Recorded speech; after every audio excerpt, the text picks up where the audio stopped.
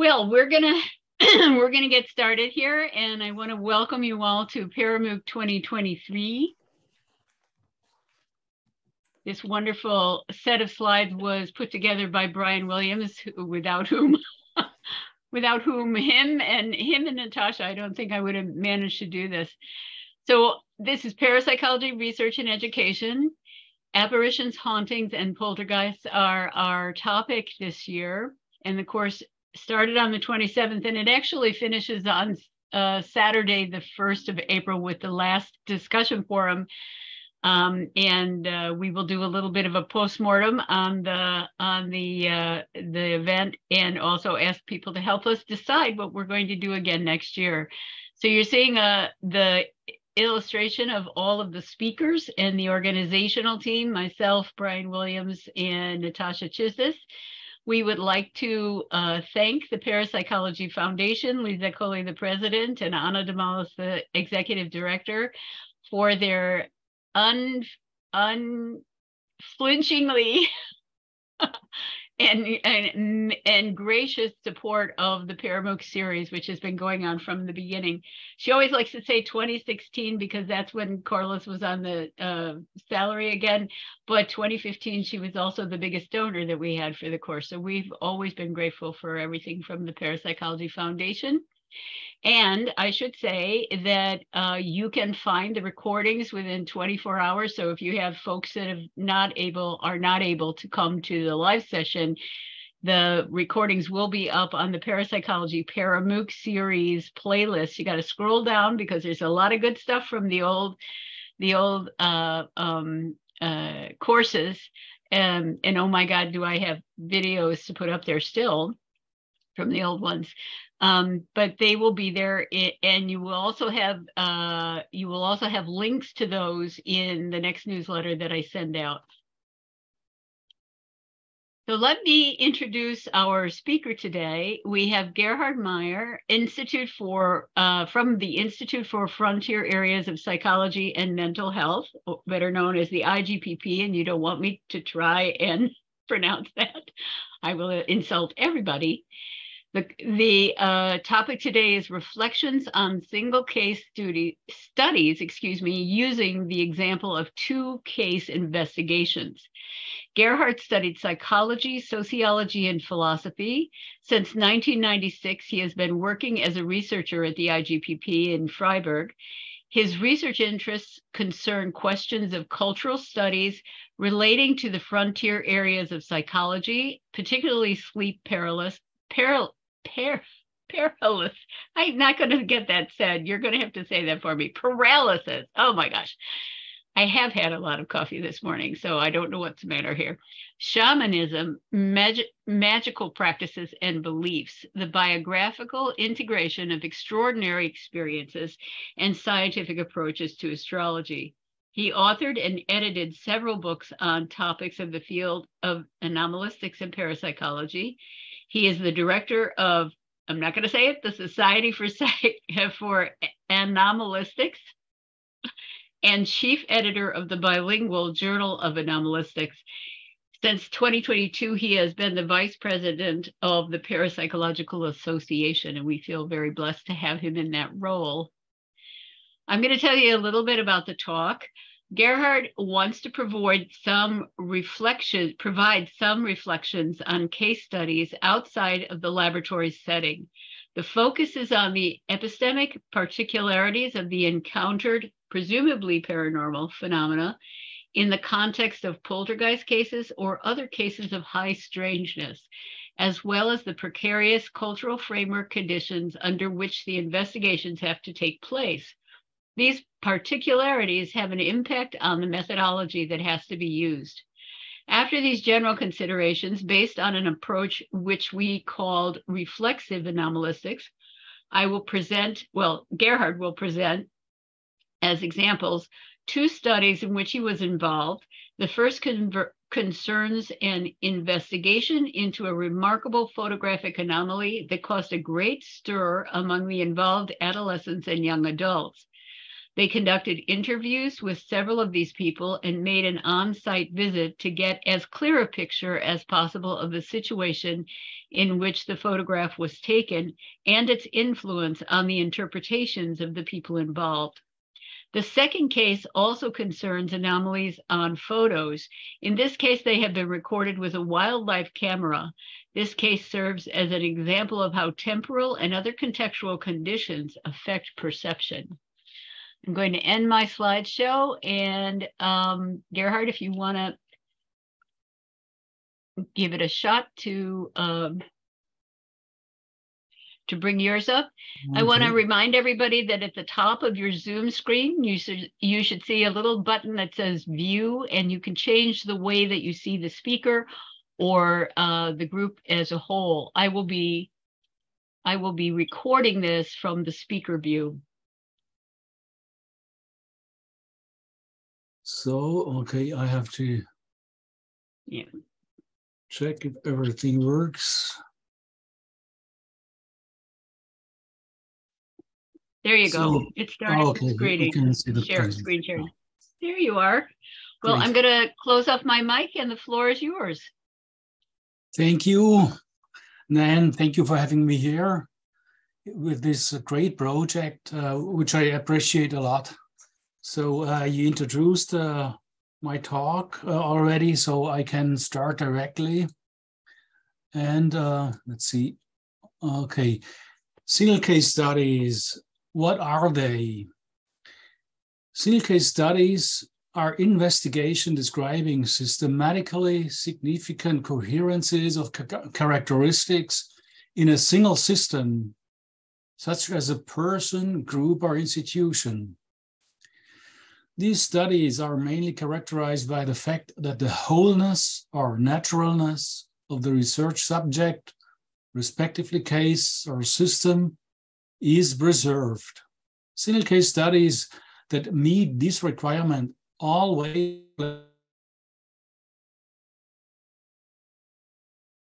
interpretive efforts made during the evaluation phase.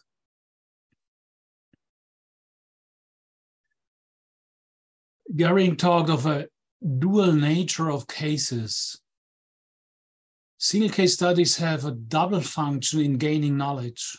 So first, the investigation provides data for a specific single case. So that is what everybody expects. But the second point is that it can be seen as an example, as a part of a series of single case studies. So that is, so to say, the double function of gaining knowledge. And the second part shows that we don't have an isolated investigation normally, but it always have to be seen in a larger context. And in anomalistics, we have also a specific situation. On the one hand, we have single cases where a case is singled out of a great number of assumedly similar cases. For example, poltergeist cases, they are not so very rare, and often they have a rather similar structure. And you can, for example, use one single case and investigate it in more depth. If it seems to be a very interesting or very rich case, but it's still an example of a lot of other cases. And then we also have in anomalistic singular cases where a comparative investigation is impossible. And as an example, I want to mention the Tunguska event, this this explosion in the air that took place in 1908 in Siberia, and where the cause is still unclear. So that is a singular case with a unique case without a comparative case existing. So single case studies cannot be equated with investigations of spontaneous cases in parapsychology or anomalistics. So a single case study can be planned, it can be even, for example, it can be an investigation of the behavior of customers in Walmart on Saturday mornings or so. That can also be a single case study, well planned. And with spontaneous cases, we usually have a situation we cannot plan easily before. So spontaneous case studies are usually single case studies, but not the other way around. But since many extraordinary experiences and phenomena occur spontaneously, they are excluded from systematic investigation in the laboratory and, in many instances, make approaches that involve the study of single cases the only sensible methodological way. Why is spontaneous case research important? I like to mention a paper by Carlos Alvarado, published first in the Journal of the American Society for Psychical Research in 1996, and then republished in an anthology N=1 in 2019.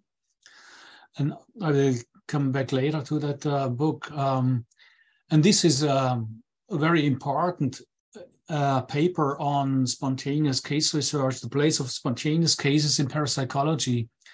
And I like to mention 4 points Carlos put in that paper. The first is, this line of research forces us to pay attention to people's spontaneous experiences.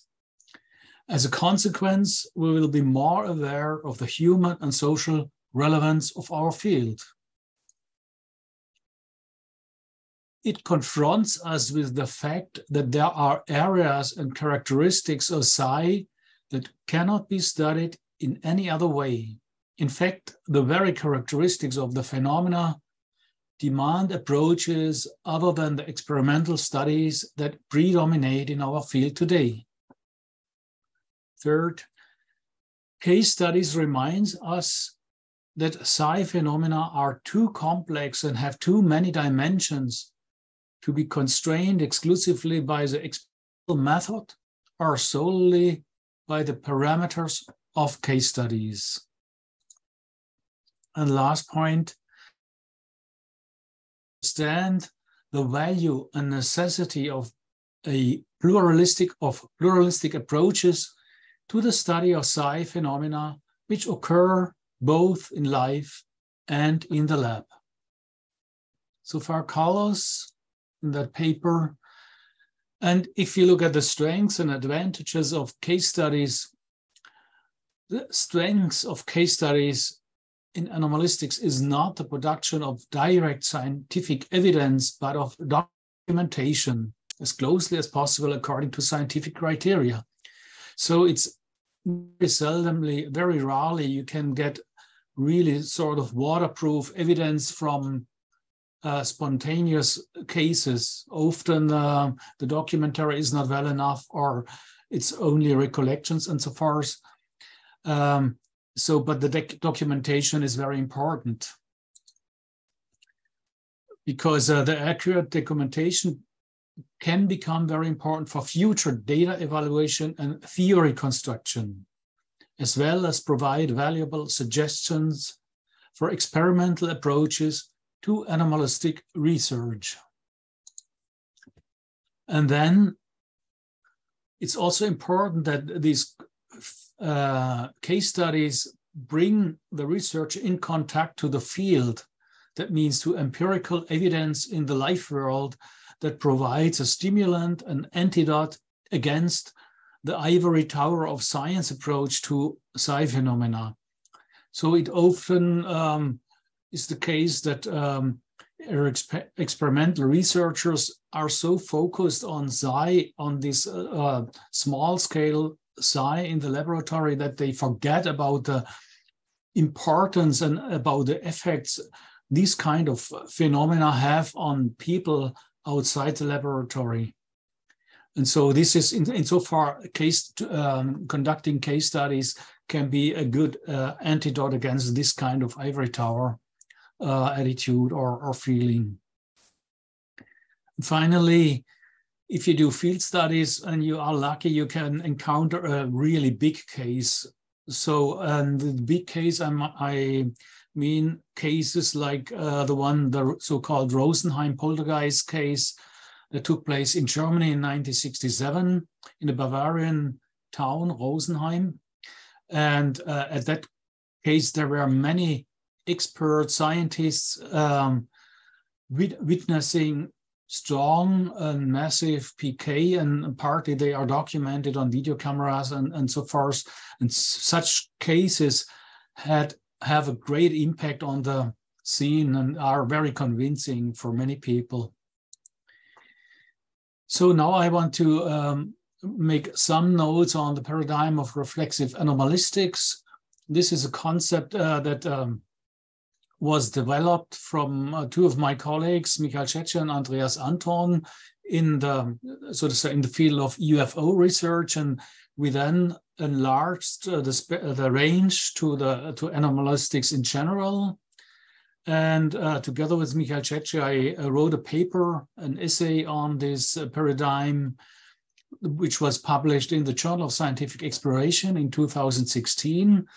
And it is downloadable for free. It's open access. So, and this paradigm deals with a social scientific informed approach to anomalistic phenomena. What does this mean?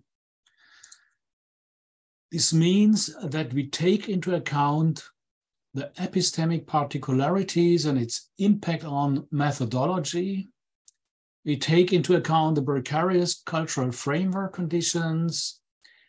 We take into account that we have to deal with a complex entanglement of subjective, intersubjective, and objective evidence, as well as the social discourse on what happened, on the experiences or the phenomena.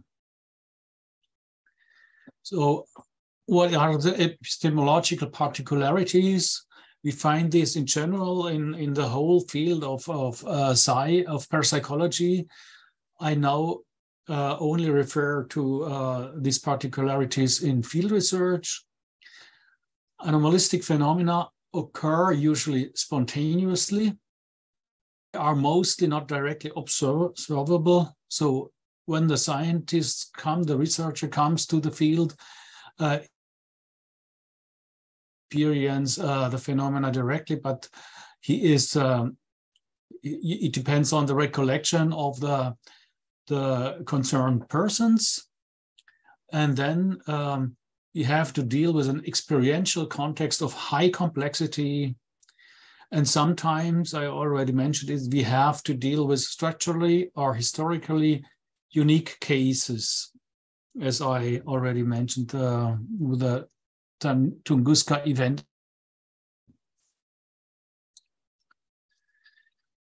What are the precarious cultural framework conditions?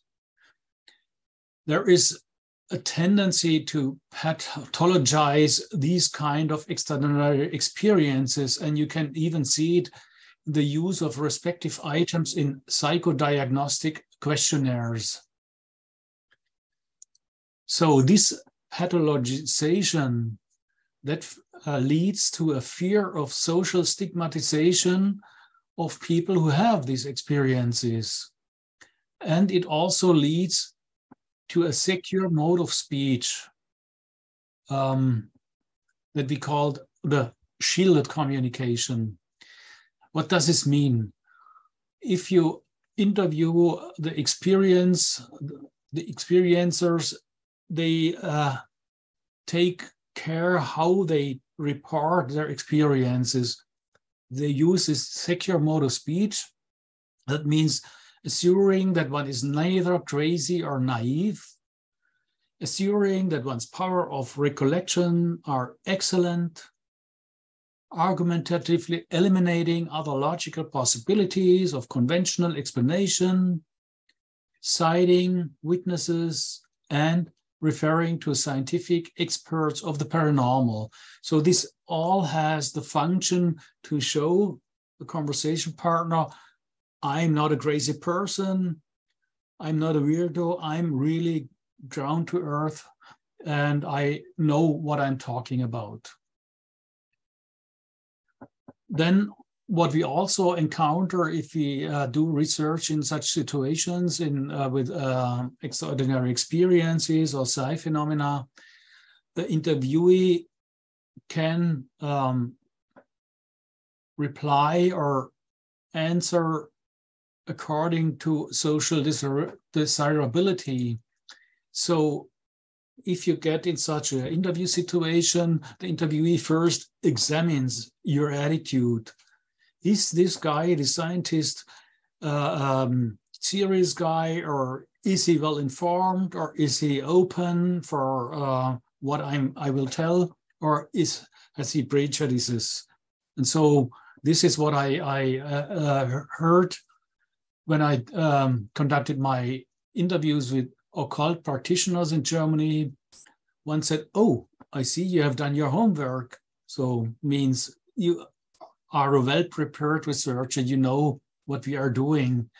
Or another one said, when it was a Satanist, and yeah, you know, there are some difficult topics, and he said, "Oh, if you would be a writer for a tabloid, then you would have asked this or that questions, but I see you take another approach, and so I can be open towards you."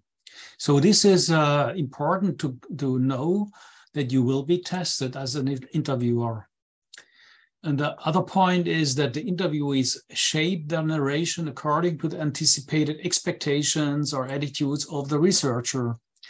And this was shown in an excellent way by French anthropologist Jeanne Favrizada.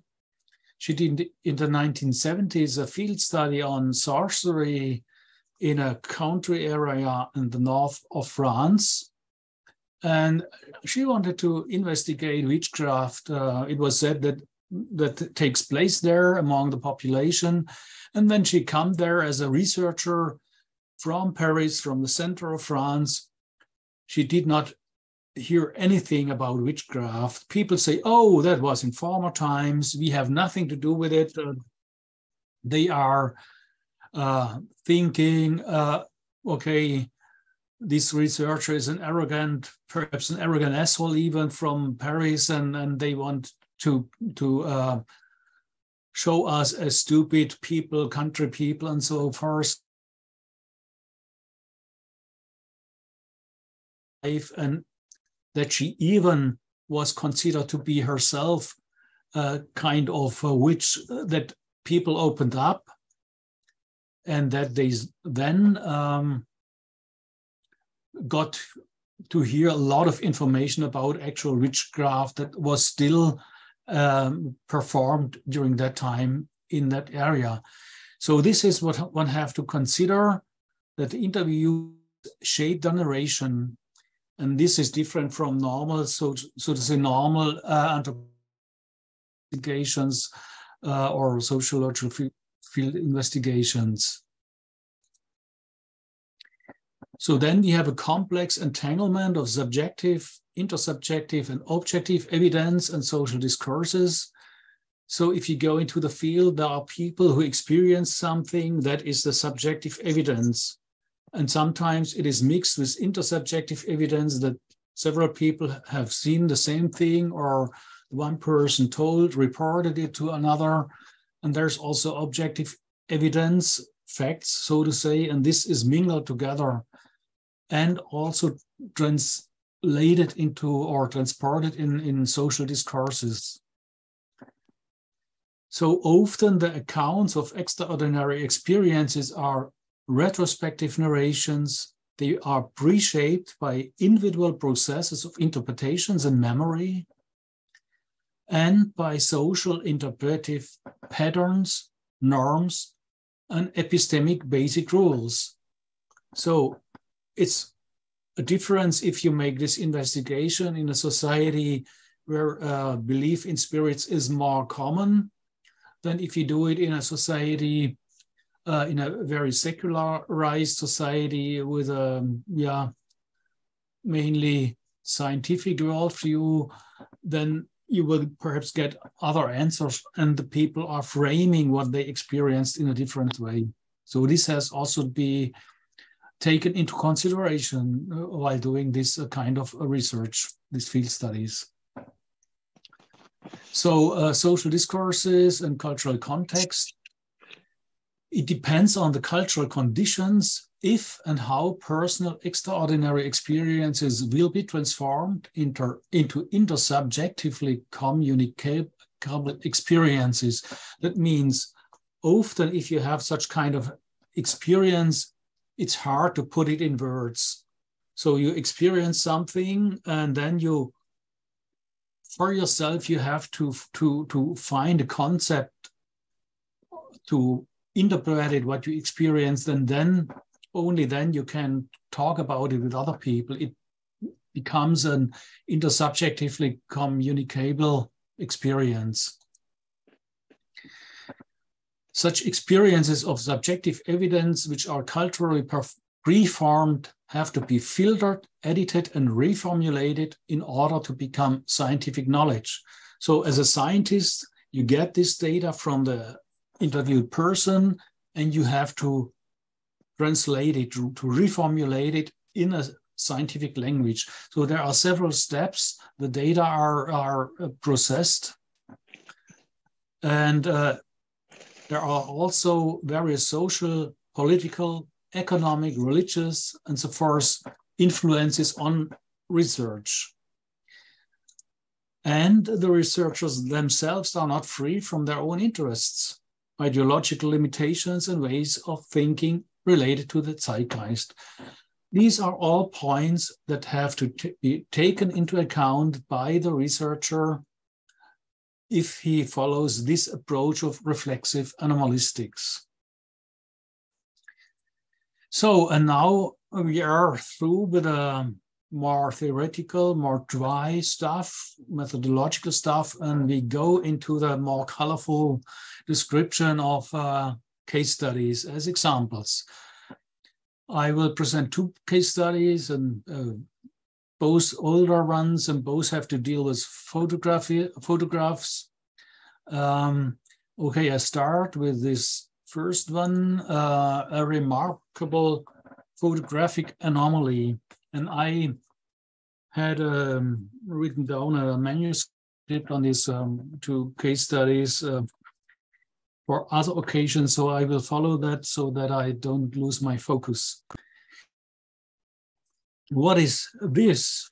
This question was asked in an email that was addressed to the counseling department of the IGPP. The sender asked for an explanation of a particular feature of a photograph, assumedly depicting something paranormal.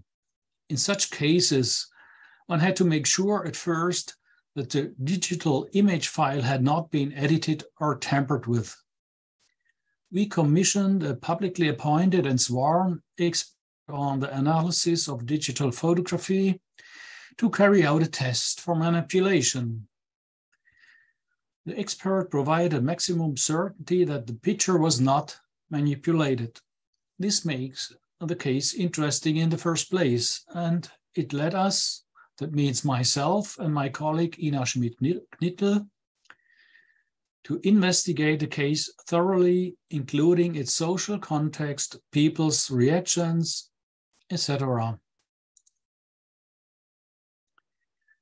The photograph was shot during a birthday party in a barbecue area. Beside the fireplace, there was a log cabin, and in front of it, two DJs put on music on turntables.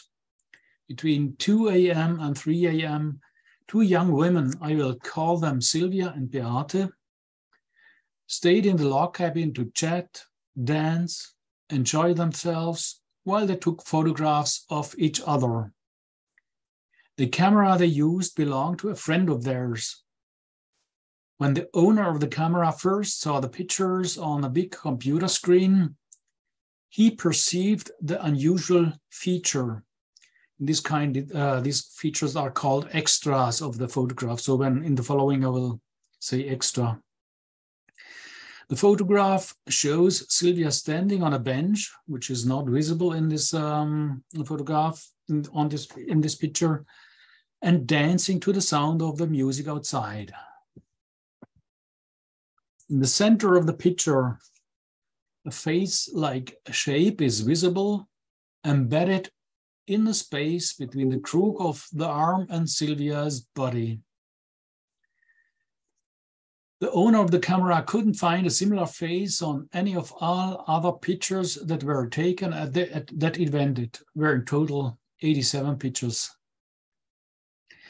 The news of the uncanny face quickly spread in the group. Possible explanations were discussed. Some of the people involved did various investigations of their own. People in the village were asked about lore concerning the place. The hill was allegedly used as a place where witches were burned to death. According to villagers, the little wood on the hill is strange. With these indefinite results running in their minds, the people concerned considered the plausibility of different explanations until one of them approached the IGPP.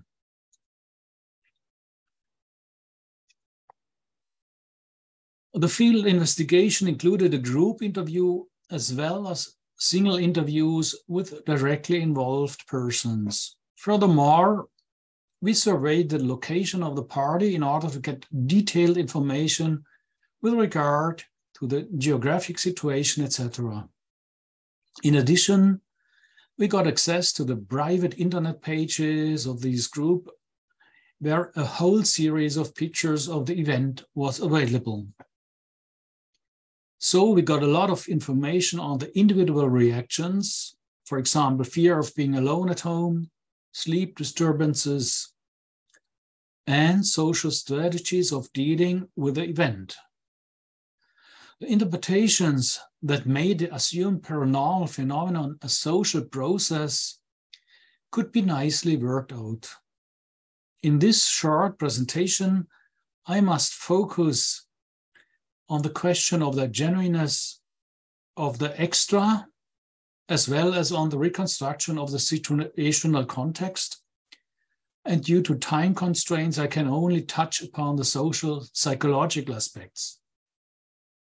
However, for the assessment of the genuineness of the case, the latter dimension is crucial.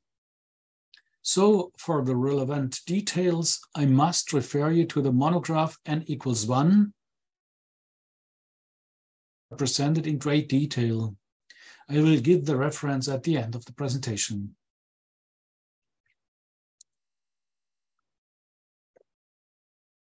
The expert on digital photography examined the picture with regard to the plausibility of the recording situation and the file parameters, as well as with the representation of image noise, casting of shadows, decline in the etc. In the conclusion of his 12 pages report, he stated,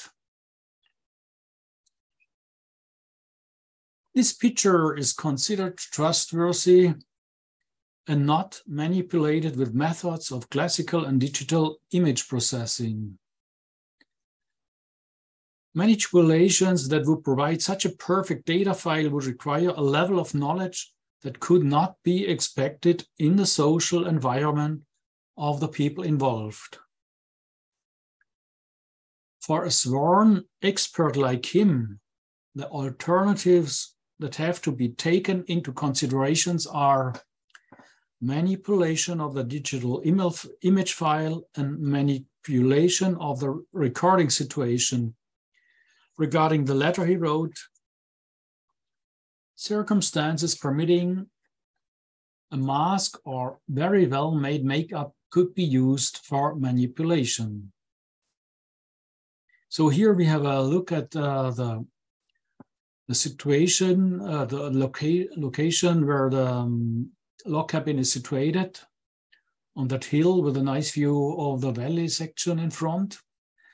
And most of the approximately 30 guests during the party stayed in front of the log cabin around the fireplace, which is not visible on these photographs, and in the cars in the parking area. During the party, the window panes were removed. So we see on the picture on the right above this window, and this is the window that is can be seen on the photograph from the inside where this phase occurred. And as I already said, the window panes were removed that they don't break during the party. So it cannot be a reflection in these panes.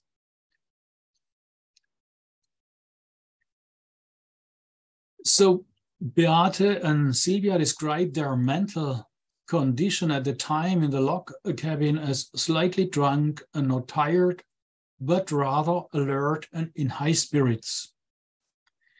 Silvia's boyfriend had some fun in sneaking around the window corner from the outside a few times.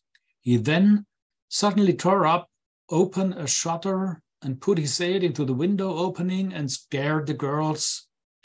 It was about 5 to 10 minutes after that when Beate, out of the corner of her eye, perceived that one of the shutters slowly opened and a head came up from below, looked through the window and disappeared again. She was confused and told Silvia what she had seen. Silvia answered that she must be off her head. Therefore, Beate went outside to ask the boyfriend if he had done it again. However, he denied this and ascribed it to the effects of alcohol consumption. Subsequently, the two women forgot about the episode.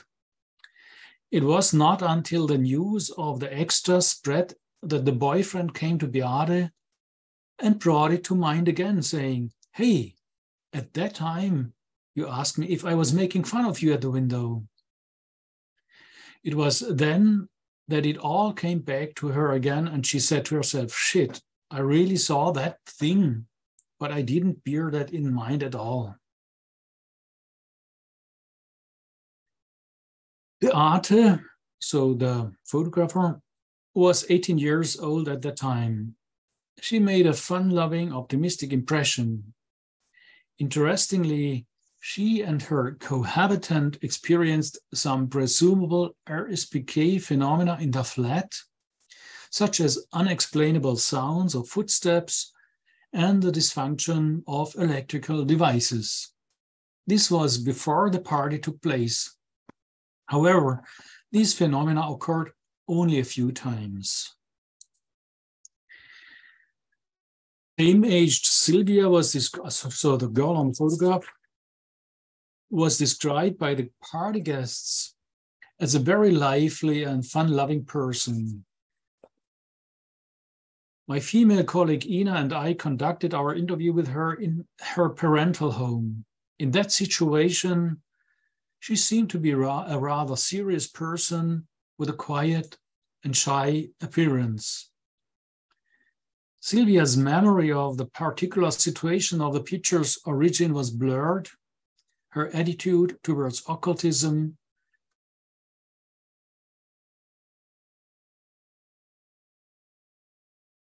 ambivalent.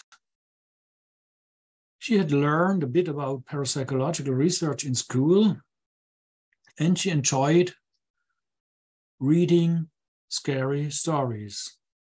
However, she very much strived for a rational explanation of the face-like shaped in the photograph.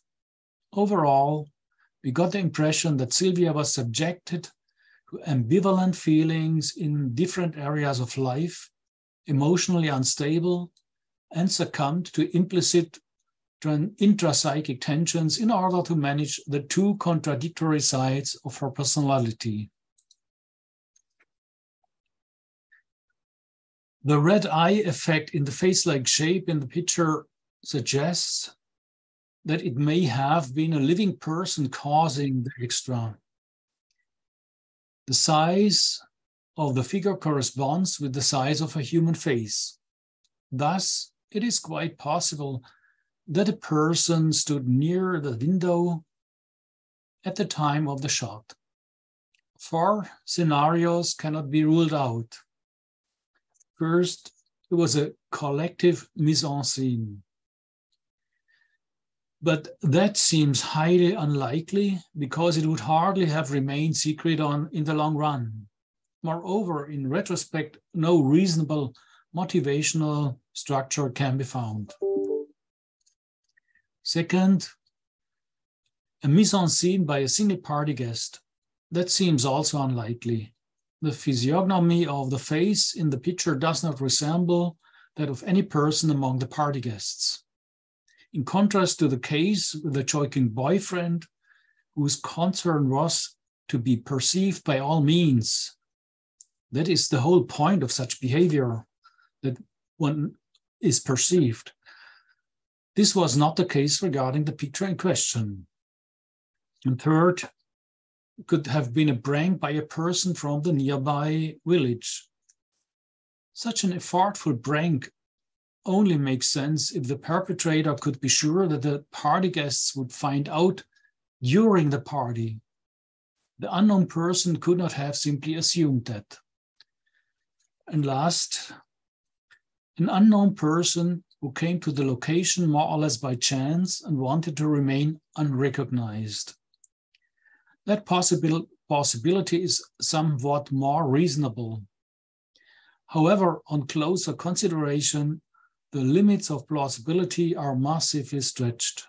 On the one hand, it seems to be unlikely that an unknown person would not have been discovered by the party guests. On the other hand, the time the picture was taken at 2:26 a.m., this time strongly limits the possibility that an unknown person just happened to come by. Furthermore, the face shows distinct discolorations around the eye and on the forehead side, so that the makeup must have been used. In that case, too, questions regarding a comprehensible motive remain unanswered. An important argument is the formal limiting conditions which have to be met for producing such an extra in the picture.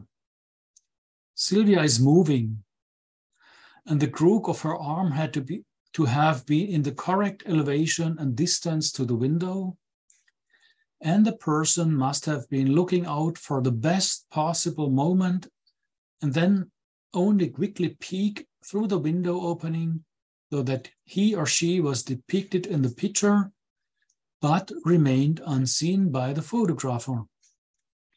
The probability that all these limiting conditions is extremely low. Thus, on the whole, there is not much that speaks for a conventional explanation. If we try to sum up favorable aspects for the occurrence of paranormal phenomena, we can identify 4 reasons. First, we have an incubation period during which an atmosphere has been created.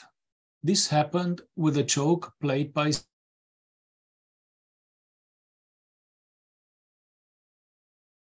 that often an incubation period is needed that a phenomena occurred.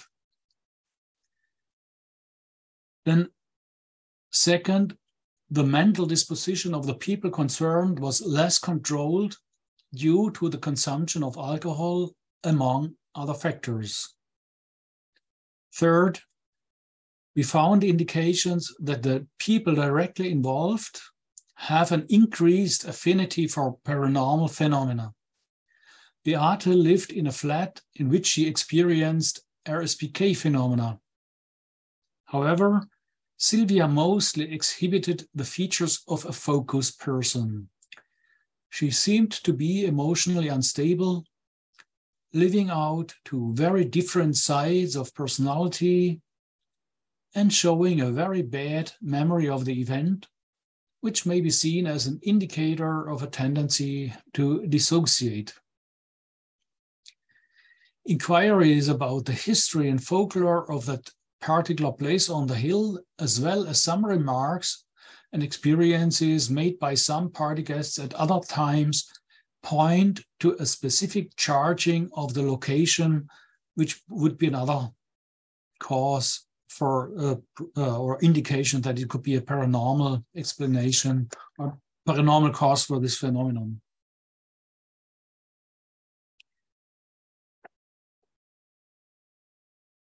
Okay. Considering the possibility of a paranormal phenomenon, differences can be seen which do not fit in the typical pattern. The unusually clear extra in the picture contrasts with most of the well-known, rather faint, ghostly photographs. This makes the case very interesting. However, we couldn't get any firm conclusion regarding the actual nature of the extra in the picture, keeping in mind the fact that the photo clearly is not faked. Thus, this case study is less suited to confirm established knowledge on hauntings and RSPK cases.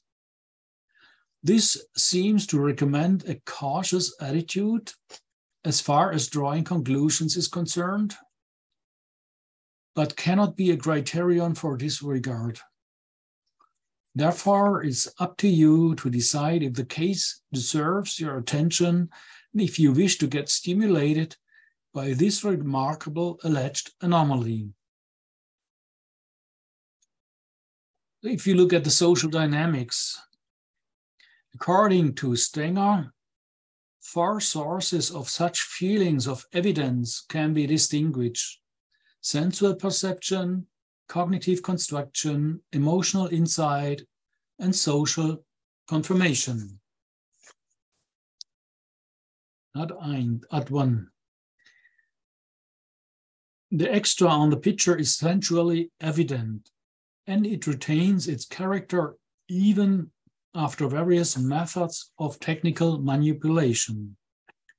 The possibility of making copies makes the extra not attached to one specific person at a specific time and place.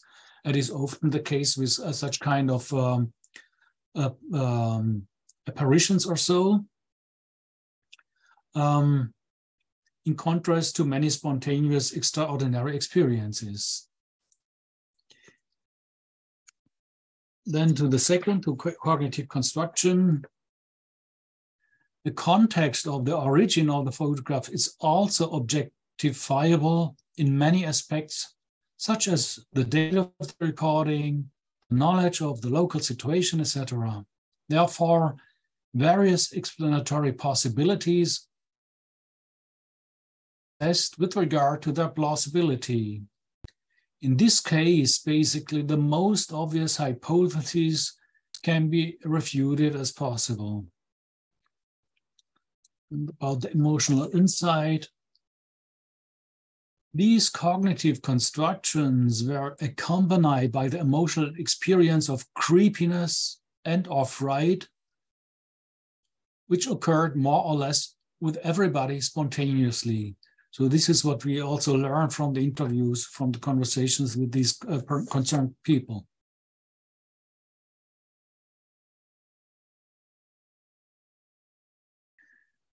The owner of the camera who detected the extra on his computer screen tried to obtain social confirmation.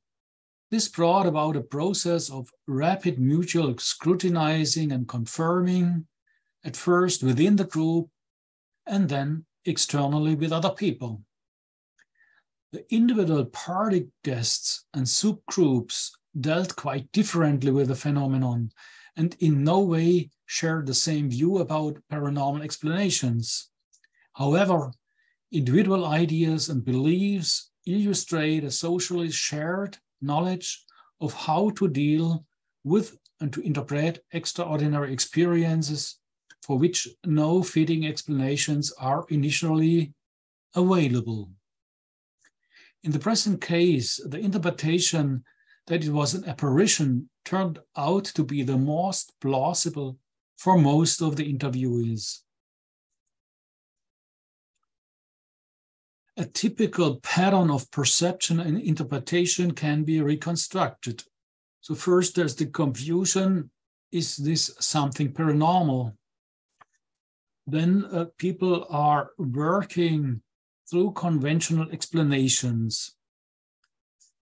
They make reference to the implausibility of attempts at rational explanation, which were offered.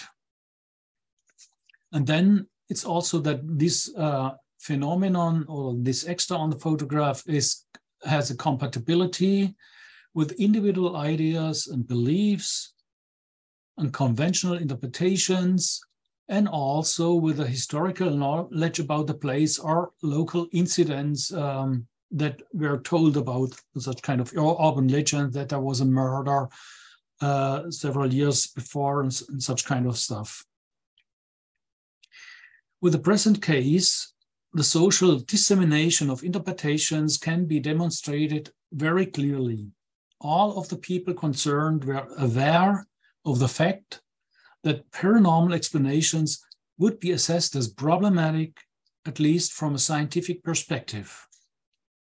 Firstly, they properly worked through conventional explanations until only the more unconventional spiritualistic explanations remained as interpretation patterns. With this, the function of socially shared perception and interpretation for the emergence of the feeling of subjective evidence is reflected once more. A socially available interpretation frame exists which can be adapted to individual ideas of the extraordinary. Several interviews included references to local myth. Therefore, the spiritualistic interpretations can be revealed not only by their compatibility with individual and collective patterns of ideas and beliefs, but also by such region historical references. Particularly the countryside, with its deep forests, monasteries, castles, and ruins, where odd incident occurred, provides room and places for miraculous events from which arise sagas, legends, and myth of the undead, of revenants, sylvan spirits, and meeting places of witches. And after finishing this investigation, a colleague of mine showed me something very interesting as sort of a postscript. I learned from this colleague about a record under the keyword unsichtbar, that means invisible, in the prestigious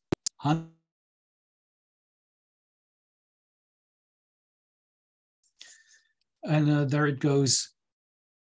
Individual privileged people have the gift of being capable to see such invisible entities.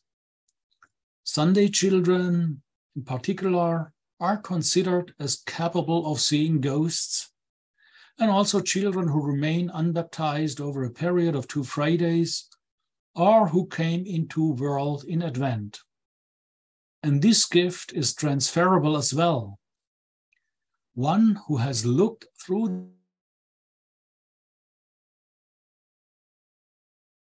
will receive this gift himself.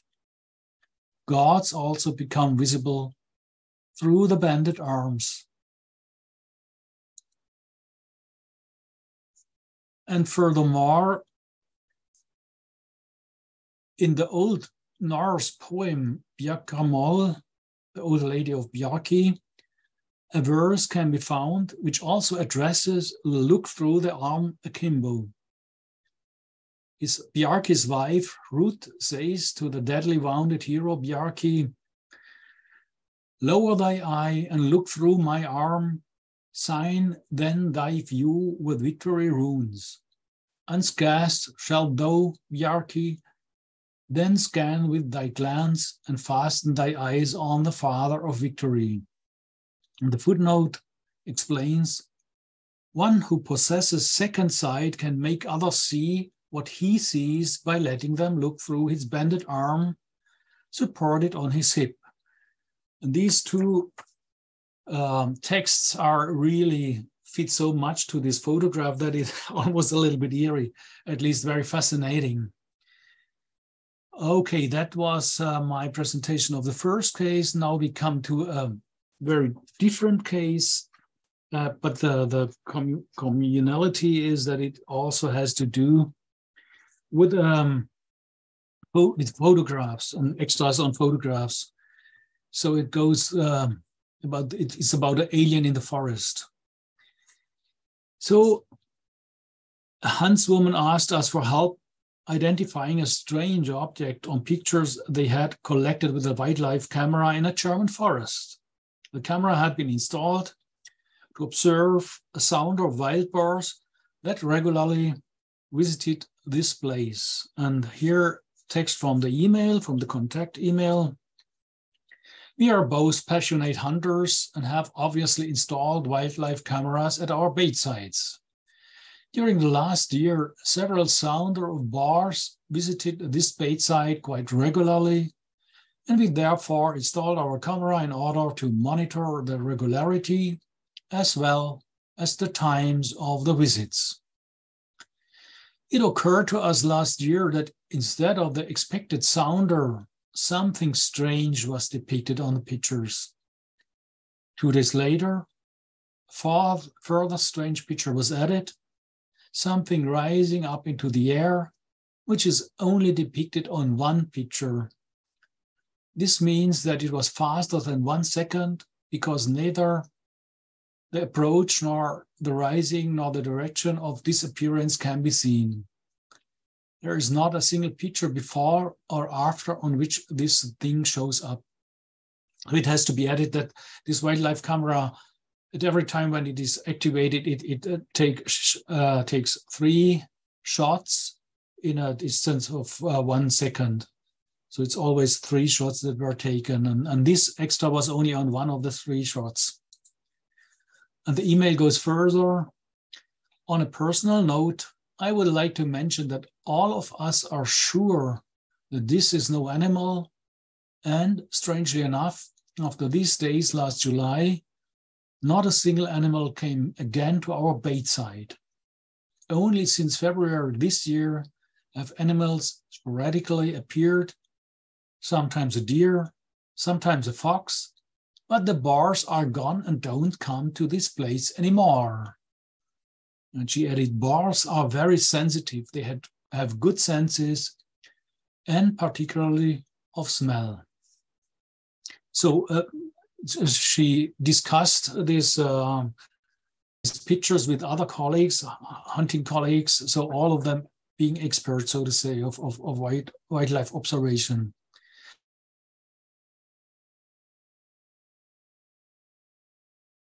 We have a series of pictures taken by a wildlife camera on 2 days, on July 2nd and July 4th. And there were some strange objects, and there were changes in the behavior of the animals in the period following these image captures. And the strange objects can be seen in a series of 3 pictures within the red circle. You can see the object. And a quick succession of the 3 pictures makes the strange object popping out by motion. So this is the original lightning. It's rather early in the morning in February. And then the huntswoman detected a strange object on the first picture of another series taken by the wildlife cameras 2 days later. Here again in the red circle.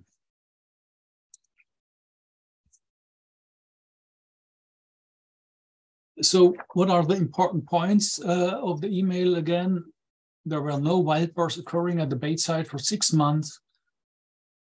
The huntswoman and her colleagues are experienced observers of wildlife, and they agree that the object on the first series of the pictures cannot be an animal. And so this is what we got on information from them, and these pictures. So the question is there something paranormal? That is the question they asked themselves and then asked us.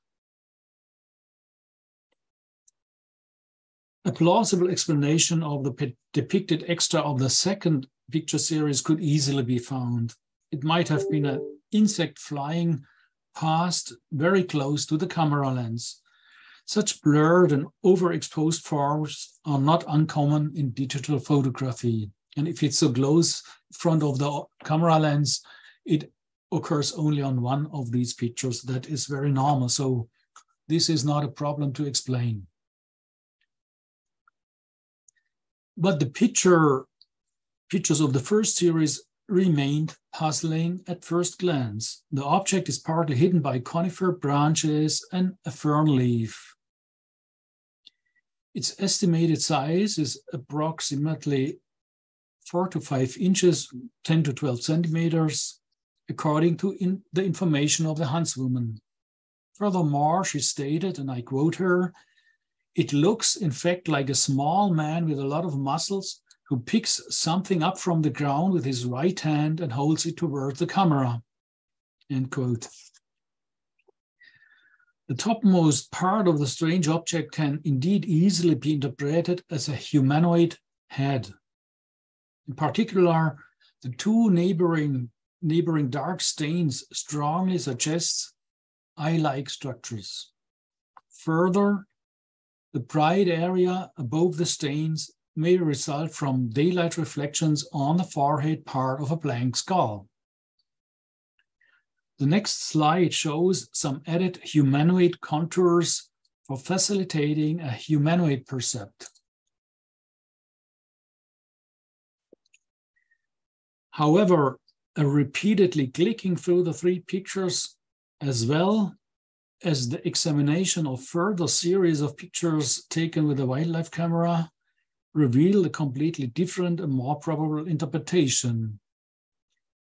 The depicted object seemed to be a jaybird.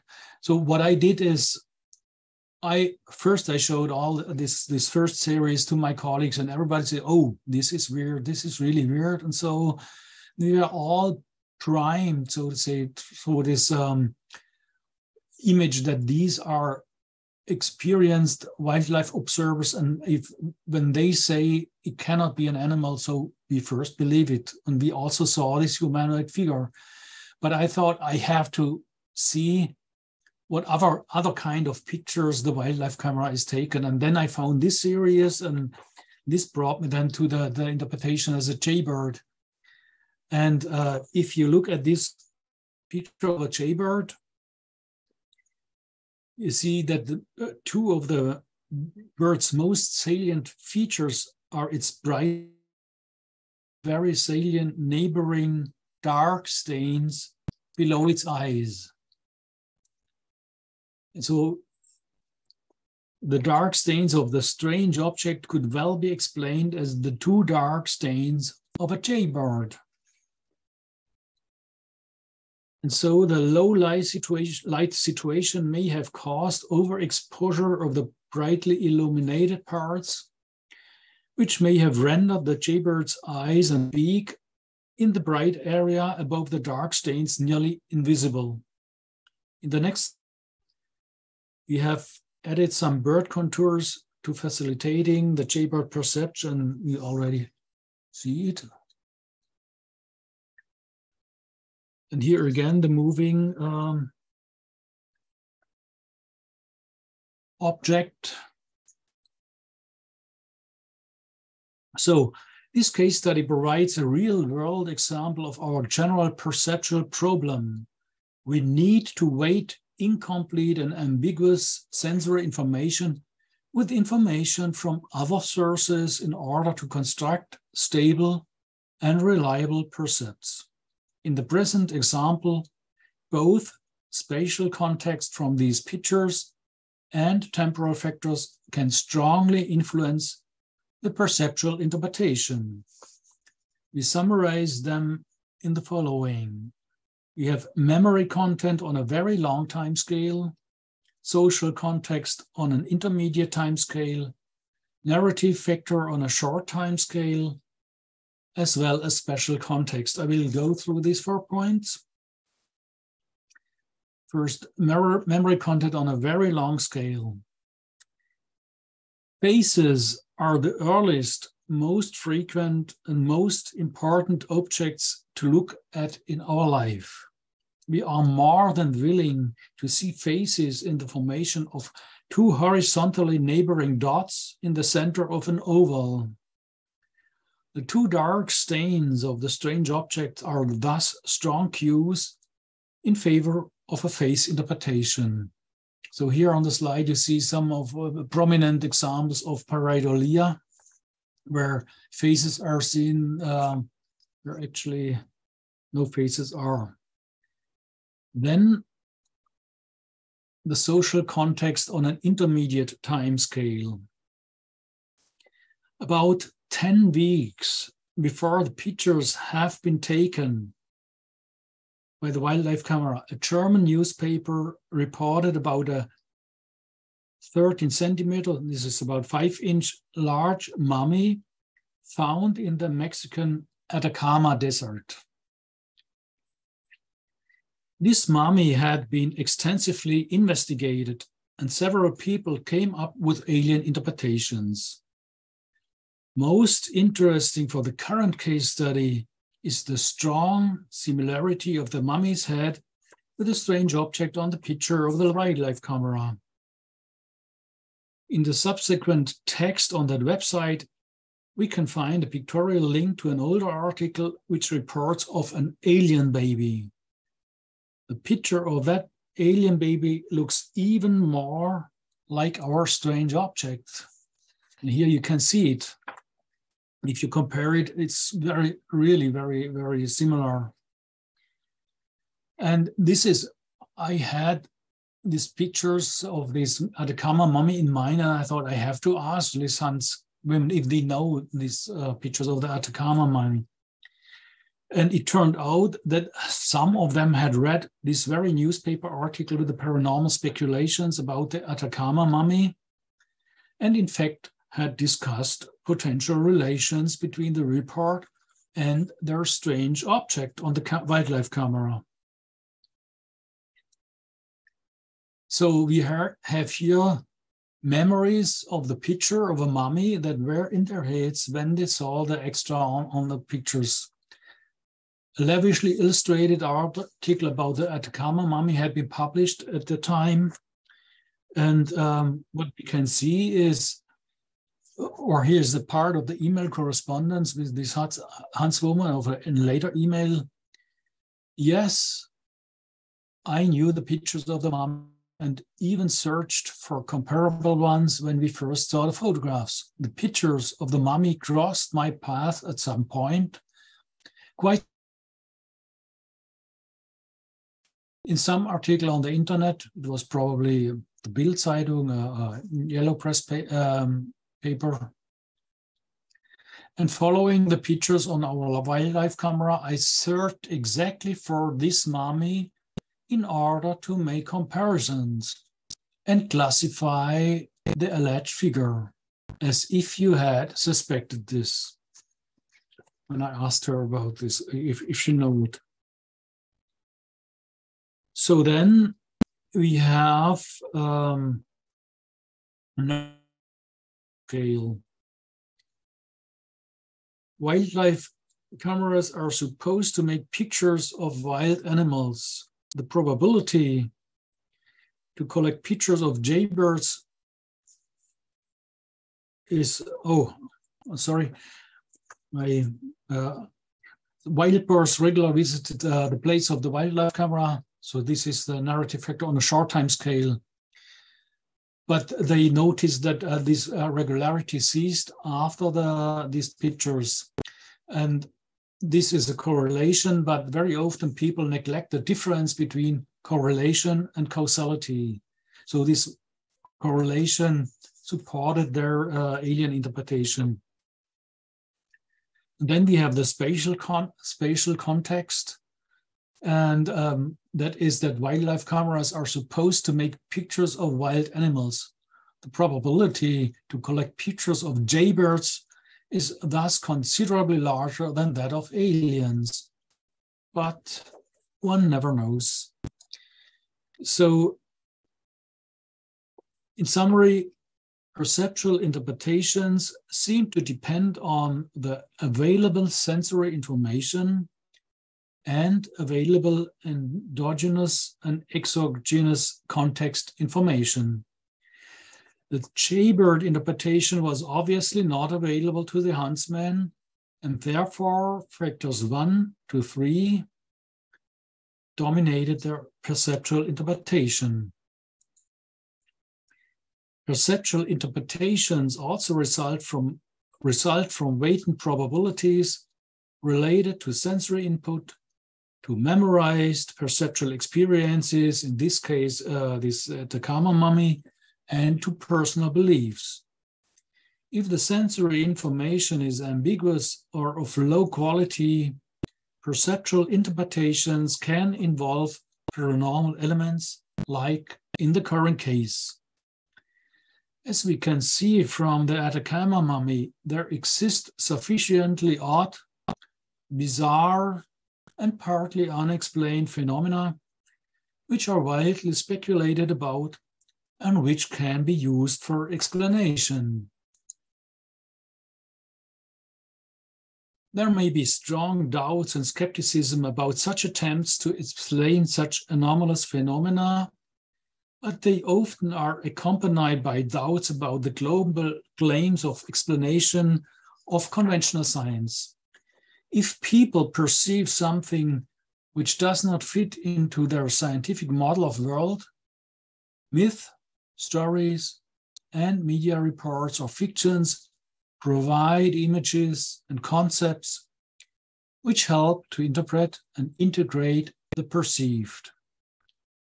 The present case demonstrates this relation very clearly, as we were able to verify the direct influence of media images on the interpretation of the strange object as humanoid.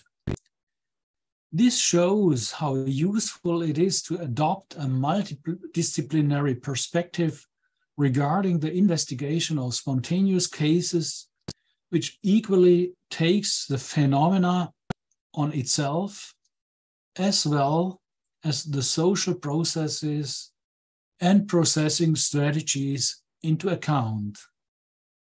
By the way, the huntsman told us afterwards that our jaybird interpretation not only convinced them, but also brought them relief.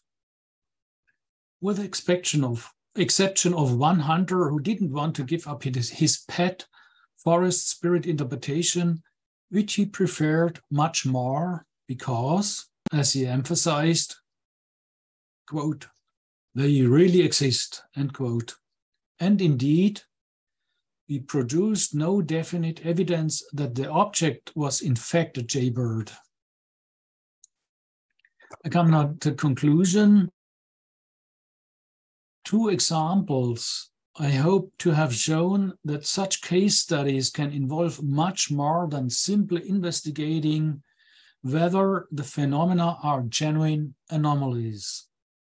A thorough investigation encompasses many facets of the complexity of a case, without which a deeper understanding is not possible. As example with the extra on the photo makes clear that a plausible assessment of the anomaly would hardly have been possible without an investigation of the general conditions and the social context. Such an investigation also provides information about the social processes that lead to an anomalistic interpretation of events. The second example shows us how to ask questions beyond the solution of the case, turning a simple explanation of the phenomenon as pareidolia into an exemplary case of the analysis of a perceptual process shaped by different temporal contextual conditions. Sometimes it is also important in scientific work to follow one's intuition. This thing reminds me of something I have seen in another context. What was that? With this I end, and here is the the reference to the book N equals 1, all of what I talked about is included in this book and much more. So there are several chapters by myself and colleagues, but also by other authors, presentations of single case studies, which all emphasize different aspects of dealing with single case studies. And the good news is that this book is download for free at different websites. You can find it on ResearchGate by looking for the title or for my name on academia.edu, and also on the website of the German Society of Anomalistics, www.anomalistik.de. Okay, and with this, I'm at the end, and thank you for your attention, and I will stop my shared screen and come back.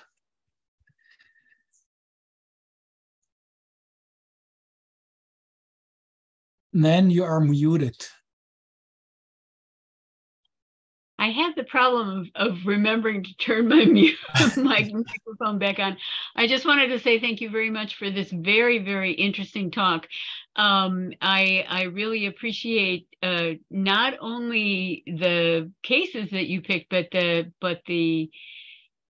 illustration of such a systematic method to approach these things. I have a few questions, but I don't want to ask them until everybody else has had a chance. Martin knows how to do this. The rest of you, if you would like to put your hand up, if you look at reactions at the bottom and click on the little face, you will get a bar that says raise hands, and also a bar that allows you to do things like stand up a happy face to the group. I have one up there. So if anybody would like to come on in and ask a question or make a comment, please do that. Otherwise, put it into the chat box. Eduardo has said, thank you so much for the presentation. It's really interesting. It is absolutely fascinating. Anybody else want to put something into the chat? I guess I will ask a question to begin with. In looking at the first one, I thought this notion about the documentation and spontaneous cases serve as documentation that could then be used for features on development, or other kinds of things about the specific spontaneous case, but also this notion that they're available for theory and for methodology and so on, and that's very important. I was wondering what spontaneous cases of a more conventional kind would be exemplars of the significance of case studies to the field, do you think? So there's a small interruption in the internet connection, but I think you asked what these more normal cases can provide for theory building. And so I think that the concept, for example, of focus person came from the study of such case studies and assembling it and see what are the communalities of these cases. And then in most cases, this is young adolescent in the focus of a case. And so you start to build a theory on how such cases work in general. So, for example, also if an investigator comes into the field, that very, very often the phenomena stop or they change in a way. And so then again, if you put several cases together and you find out that this takes place in several cases, you get knowledge about how the phenomena are related to the whole system, and so this kind of I think this kind of information you can get if you assemble single case studies and see what are the communalities, what is the information that are where are they differing and are they comparable or the same? And I think we got a lot of knowledge about psi from the study of case studies, much more than even than from experimental laboratory research. I feel that way too. We kind of touched on that a little bit yesterday when I was mentioning that in a conference that was honoring the work of Louisa Rhine back in the 80s, a number of people got up out of the audience to say that, you know, as important as J.B. Rhine was for experimental parapsychology in the United States, in a way, this area of spontaneous cases that she always portrayed herself as being a little bit reluctant, you know, to have to do that and not getting into the experimental side as she did before they had their children, that work was actually more important for all of us in, you know, years later than the core of experimental parapsychology that Rhine was promoting at the time. One of the things, the other thing I wanted to ask was, is there a spontaneous case in the, again, it's weird to have to say a normal, conventional spontaneous case that you would see as having a methodology of investigation that is as an exemplar of reflexive anomalistics in terms of people sort of using an approach that is similar to what you have devised in recent years with that spontaneous case from the historical record? Yeah, I mean, the point is that I do not very much of these kind of investigations, and the reason is that most of the cases that are coming to the IGPP, they are going to the counseling department. So if you look at, if you look at, say,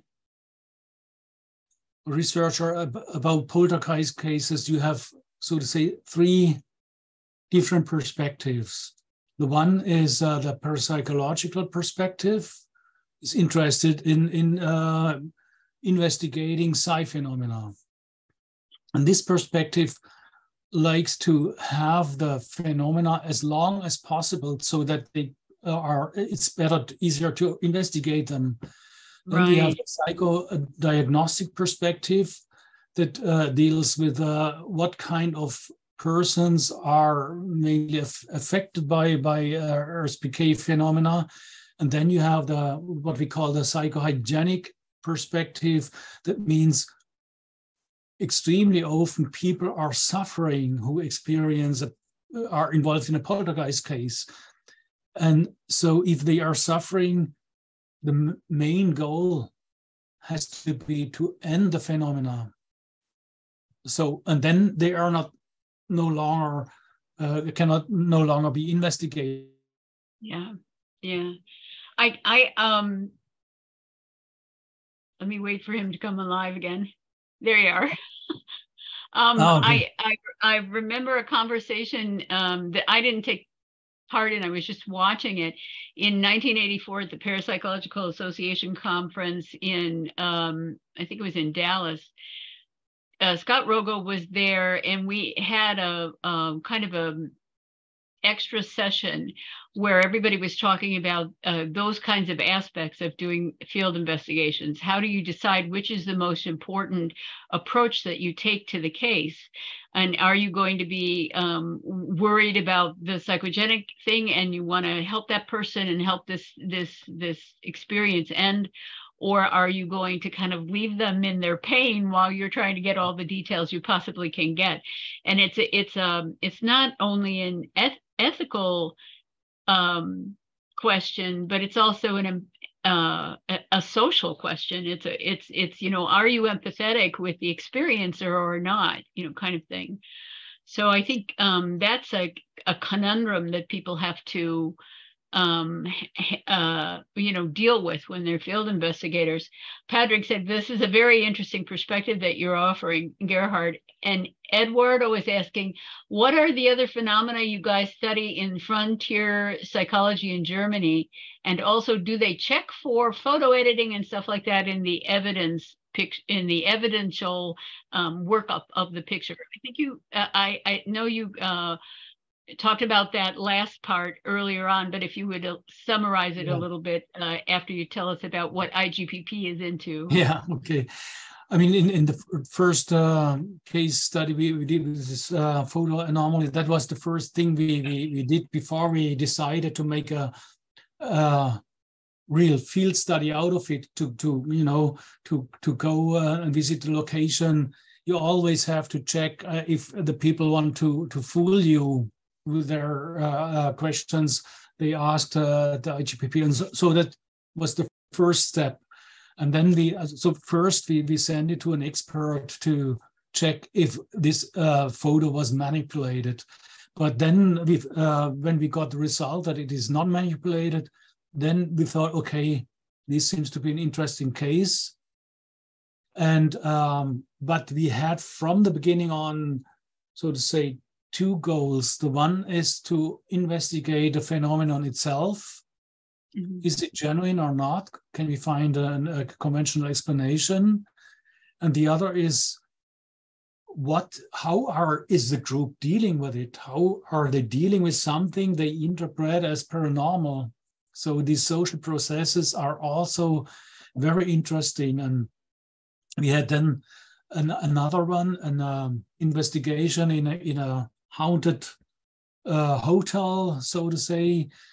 And we there went to see how, it was a hotel that was still running, but in a bad situation. So it was not clear if it can run longer or not. And we interviewed all the people that were working there, and it weren't very many. It was perhaps 10 people, and they were like a close family, and they had so much hope that the hotel will survive this crisis. And so what we didn't do is running through the hotel with some kind of measuring devices to measure ghosts or so, but we only wanted to know what kind of myths are there and what is the background of this. And in that case, we basically could work out how haunting myth developed in the course of a few years. So with the hotel, and the interesting point is this hotel, about 1 year after our investigation, it shut down, and then it became a lost place, as it almost fall apart because the owner didn't care about it anymore. And then it about 5 years later, a journalist read our report on this. We published a report, anonymized, and at that time a movement came up about lost places, to make photographs of this kind of buildings that are falling, going down, and so. And she described this hotel as a very fascinating place with all the myth we found out. But then it became an own life, an in-between life between living and death, this object itself. And even it's really weird because the anonymized names were kept. Location, which we also anonymized, they were laid open so that people can go there.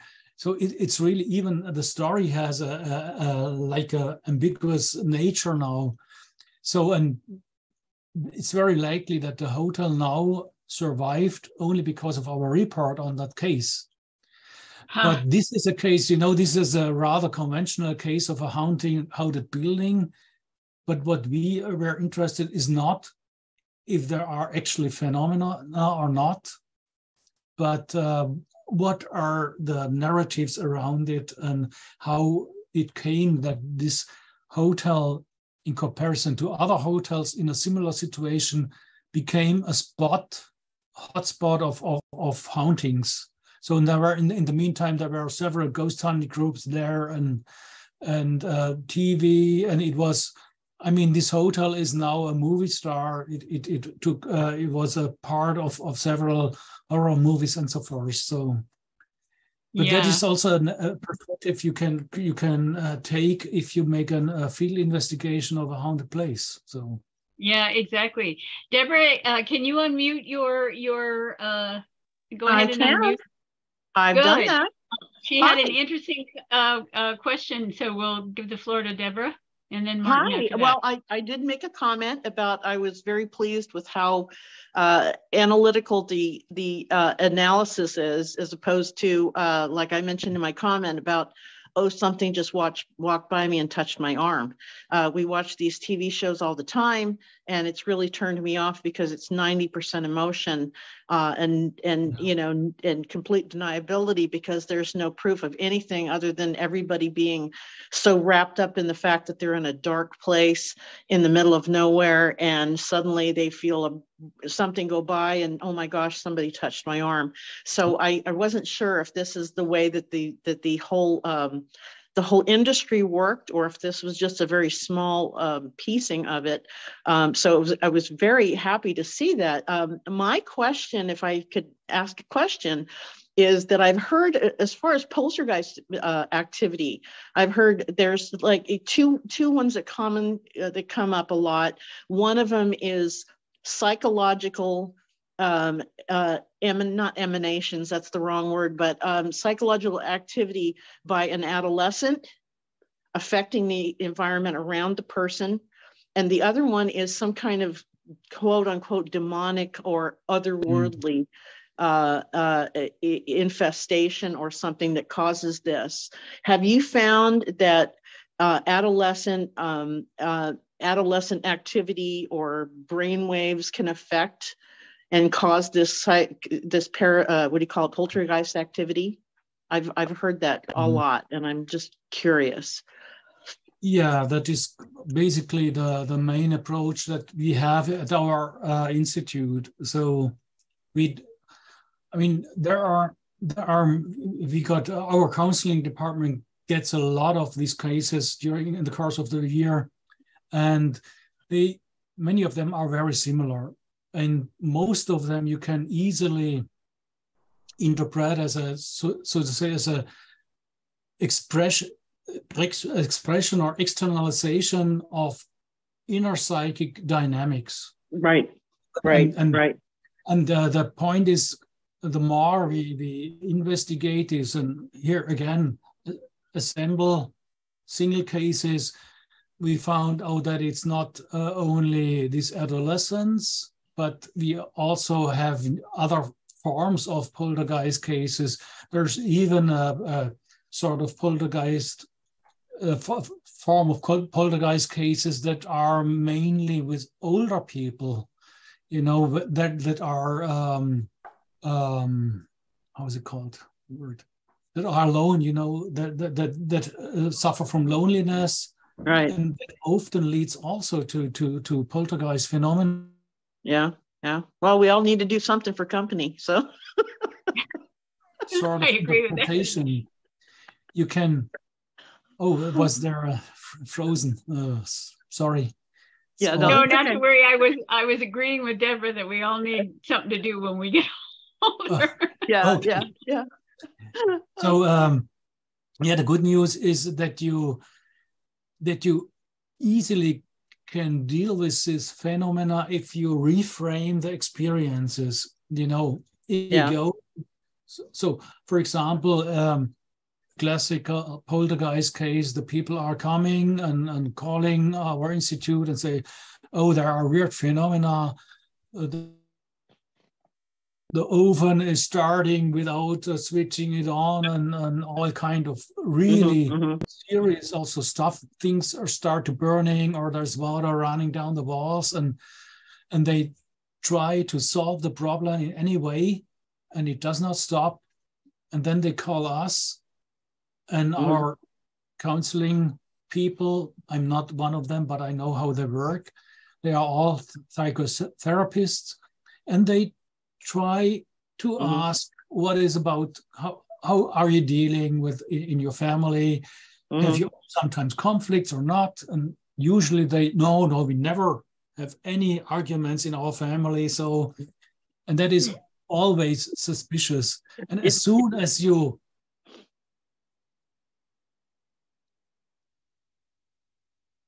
family show up and the poltergeist phenomena start to disappear. Yeah. It's often a reframing, and in most cases it works really well. Yeah. There are some single cases that can be different, but in most cases it's really easy. Have you ever had to consult a church or a church for any kind of guidance, thinking that there's something unusual about this and can't be? I'm just curious because I keep hearing that one, and that's the other explanation. I was just curious if it ever, not your explanation, but if it's ever occurred that's something that has come up, that because you couldn't explain it. I was just curious. I just had a frozen situation, but I think I know what you asked for. So no, in recent times we didn't have involved church. There was a famous case of exorcism in the 1970s where also the IGPP was a little involved. This case of the Anneliese Michael, you learned of that tragic case where she died because of the exorcisms that were dealt with, and that is not our approach. So what the approach at the IGPP is, we try to meet the people with their own beliefs and don't succumb our own beliefs on them, our worldview, only if we have the impression that there is a problem with our worldview, that the worldview itself causes problems, a lot of problems. Then our counselors try to give them alternatives. They say, how would it be if you look at this from this perspective? Often that is helpful, not in all cases. And I mean, this is my private opinion, I think there are cases where a real nice exorcism is the real way to deal with it. But that is not the usual case. So that are rather the exceptions. Okay. Well, thank you. Appreciate that. Thank you, Deborah. Those were wonderful questions and comments. Thank you. And Martin, are you still interested in coming on with your video? Sure. Good. Okay. And so I'll let you ask your question. Yeah, vielen Dank erstmal. Thanks a lot for this presentation. I really liked it. I had a question about first, how do you see the nature of reality, or did it have any impact on how you see, what your worldview is? And secondly, how did you get into this domain? And sorry, I missed the first part, so maybe you already answered that, but I was just very curious about it. Oh, I didn't handle these questions. So first, how did I came into this field? I was rather by accident. I came very lately in my life to this field of parapsychology, and the way was mainly over astrology. I first did astrological work, and I did an education as astrologer. And then when I did finished my psychology study, and I want to make a PhD project, I first asked to do a PhD project in the field of astrology. But I was actually at the right time, at the right place, because when I finished my psychology study, it was exactly the point when the IGPP enlarged. They got a lot of funds. And so I had the luck to be funded by the IGPP. And so I started here, and I I didn't do my PhD on astrology, but on another topic, a media psychological topic, how young adults perceive occult contents in horror movies and how they interpret it. So that was my entry, so to say, into the field. But the IGPP is so an interesting place. And at that time, we had a lot of external visitors from all over the world, because at that time, we really had a lot of money and we were able to fund a lot of external projects. That is unfortunately no longer the case. But I came into the situation. I got in touch with such many great parapsychologists. So, and that ignited my fire for this topic. So, and my worldview, I mean, I'm curious. I know that I don't know very much, and I'm open for different worldviews. So regarding poltergeist cases, as I told before, in most cases, I think that a psychodynamic interpretation is the best. In anthropology and in reports from other cultures and so. And I'm sure that this psychodynamic interpretation does not cover everything. So I'm convinced that we only know about a small part of our reality. Mm-hmm. And this is my worldview mainly. So basically the curiosity is basically driving it. The curiosity is driving it. Yeah. I'm not so much interested in the things we already know and to know it a little bit better, but I'm always interested in these parts where this web is disturbed in a way. So, this is something I cannot explain. I have to look to that. So this is my approach, or my that what drives me. Okay. Can I ask one more question, Nan? Yes, go ahead. I was going to ask you if you had a follow-up. Yeah. Okay. Yeah, I have.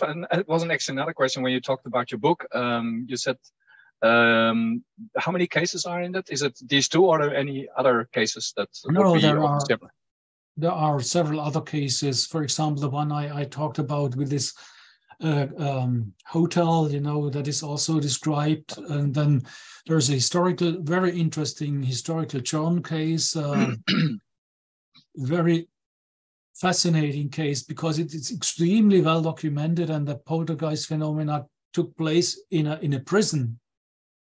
Okay. So it was a very well-controlled situation, and there was no possibility to smuggle some devices into that, in the cell of this imprisoned woman. So this is a very fascinating case, and there are other cases, one directly from another counseling institute where the parapsychologist Walter von Lukatu runs. So that is an interesting case that deals with the psychodynamic approach. Then there's a case described by Renaud Evrard, a French case, also interesting. So I think it's very. Then is also the paper by Carlos Alvarado on the place of spontaneous case. It's very important, in my opinion, for the whole field. Is also reprinted in that book, and so yeah. And to your opinion. And to your opinion, which of these cases is most difficult to explain with what we currently know with physicalism, physicalistic way? I mean, I think that even this prison case is the most astonishing case, although it's from the 18th century, but it is so very well documented, and the situation is so specific. So I cannot find any explanation for how these phenomena can occur at that place. I mean, with this photo case, you never know. I mean, there are always possibilities you never considered, or the most unlikely things happen. So you never know. And this is why I said at the very beginning, these field case studies are not so meant to make scientific evidence of the paranormal. There, the laboratory experiments are better suited. They don't really touch the phenomena, how they are in the life world. But if you are looking for a proof for psi as an anomaly, laboratory experiments with their extremely well possibilities of control are much better suited than these case studies. But the case studies are much more interesting. So, in my opinion, what Dean Radin is doing, for instance, is controlled laboratory. Yeah, I think from, if you don't mind my interrupting, I think from Corliss's perspective, because while he foregrounded spontaneous cases and how important they were, he read everything, and there's also it's like every single way of approaching these things that we can possibly think of are going to give us evidence and give us understanding and give motivation to the experimentalists, but also to the theorists.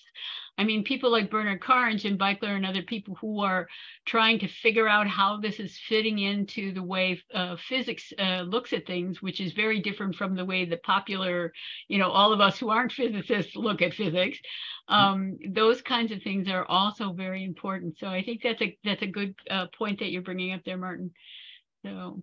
I have a question from Patrick. Did you have anything else you wanted to ask, Martin? I don't want to. No, thanks a lot. Thanks a lot for the time. All right. Well, thank you so much. That was wonderful. Patrick O'Mara asked, when Gerhard mentioned the various approaches engaged by someone who has experienced phenomena such as the parapsychology researcher, the clinical psychologist, or the social context, has there been any research into the accounts given by the experiencer to each professional? Has the narrative that comes out of those separate interviews been looked at to see if they're similar or different? What's coming out in the narratives that the experiencer gives to the individual, in a social context, to a parapsychologist or to a clinical psychologist? Yeah, I mean, the good thing at the IGPP is that we are an interdisciplinary institute. So we have sociologists, we have psychologists, we have biologists, physicists, had a mathematician that is no longer here, is retired, historians, even art historian. And so we exchange. So we have different perspectives on the cases and try to bring them together.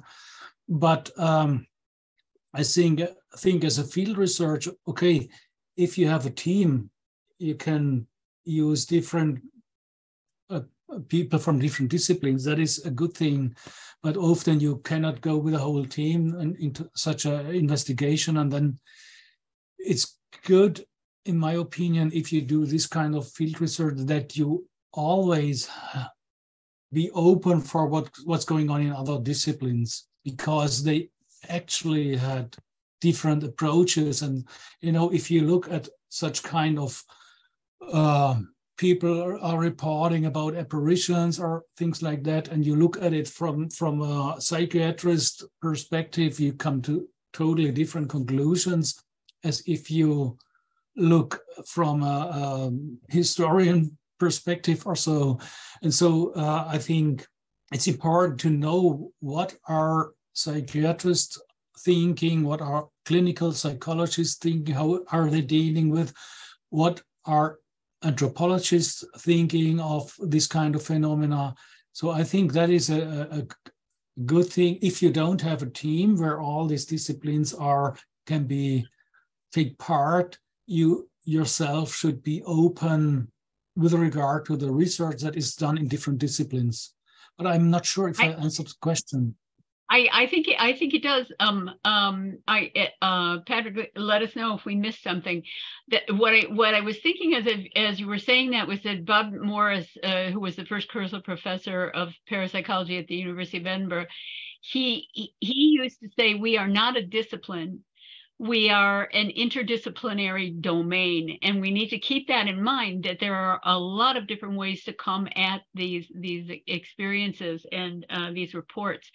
One of the things that I find kind of interesting is, and I didn't have the time to kind of put this together for this course, is what if there's a person in there? What if that apparition is really somebody who's surviving and is in pain as well?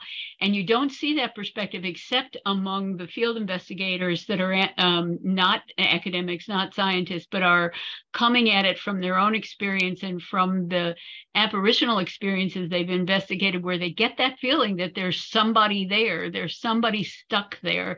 And then there's all kinds of different ways in that more popular culture of how to release that person or help that person release. Right now, there's two very, very successful situation comedies, one in the UK and one in the US, called Ghosts.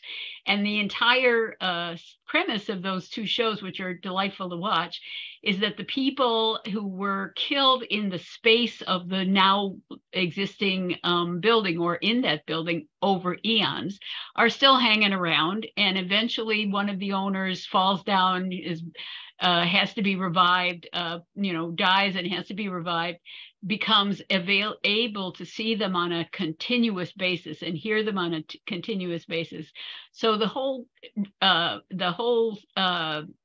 two situation comedies not only look at the two people that own this hotel now, but also these individuals and how they died and what they're willing to tell people and how they ascend and all that.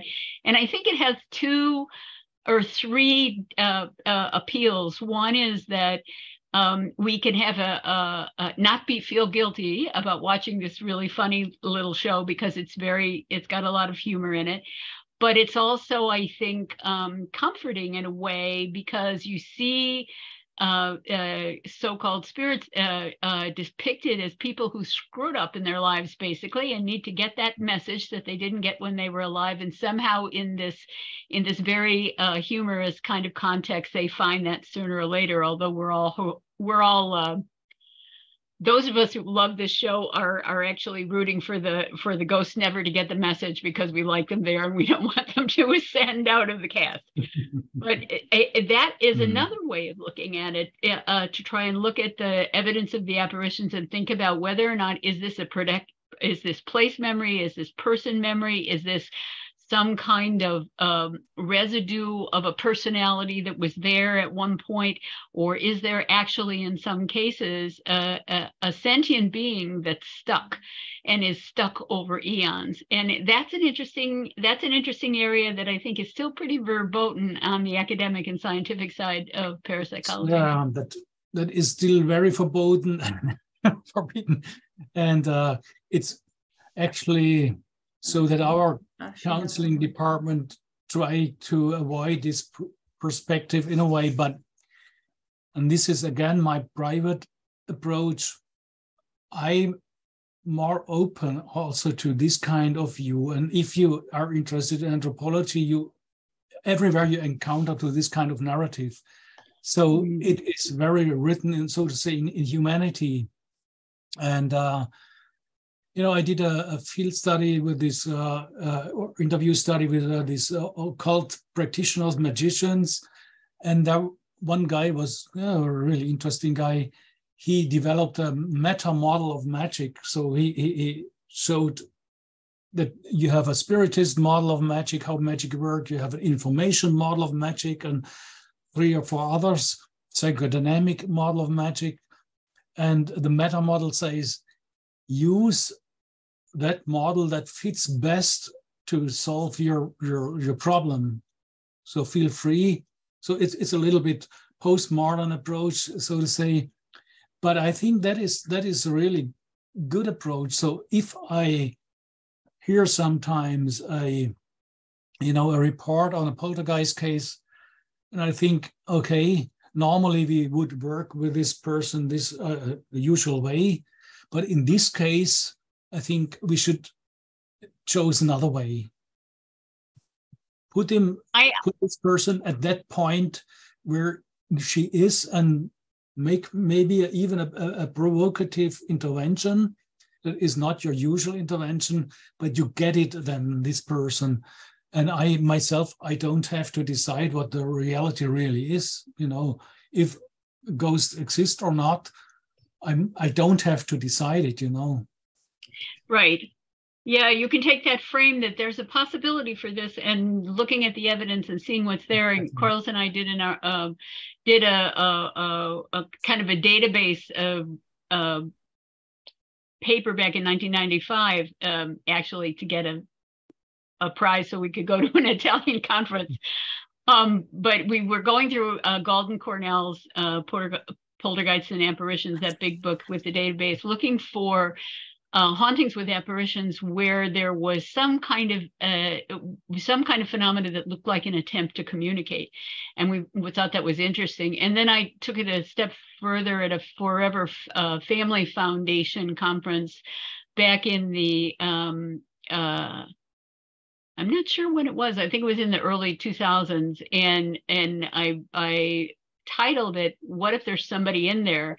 And the reason why I was thinking about that at the time, not only because of the community that comes to the Forever Family Foundation conferences, but also because of my motivation was also coming from the Cheltenham kind of extended discussion, where it's not just the Cheltenham ghost in the period of Rosina Despard, but later on, going all the way up until the 1970s, that what people took to be the same apparition now out of that house and wandering around the neighborhood.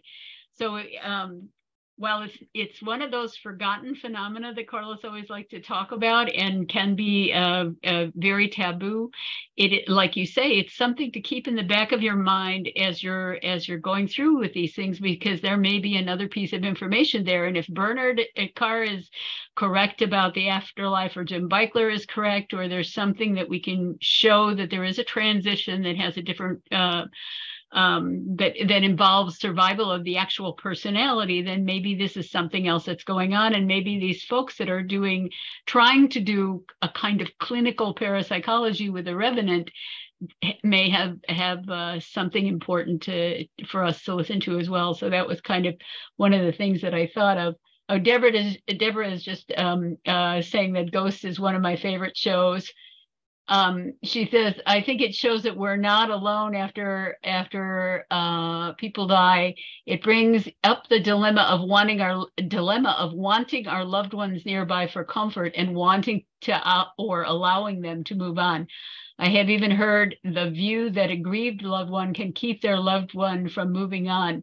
That show is so much more than it appears, and it affects me on many levels, even though it's supposed to be a comedy. That's exactly how I feel about it. And I have this guilt of because, you know, I'm only a widow of less than 2 years, and I have a tendency to talk to Carlos when I need to.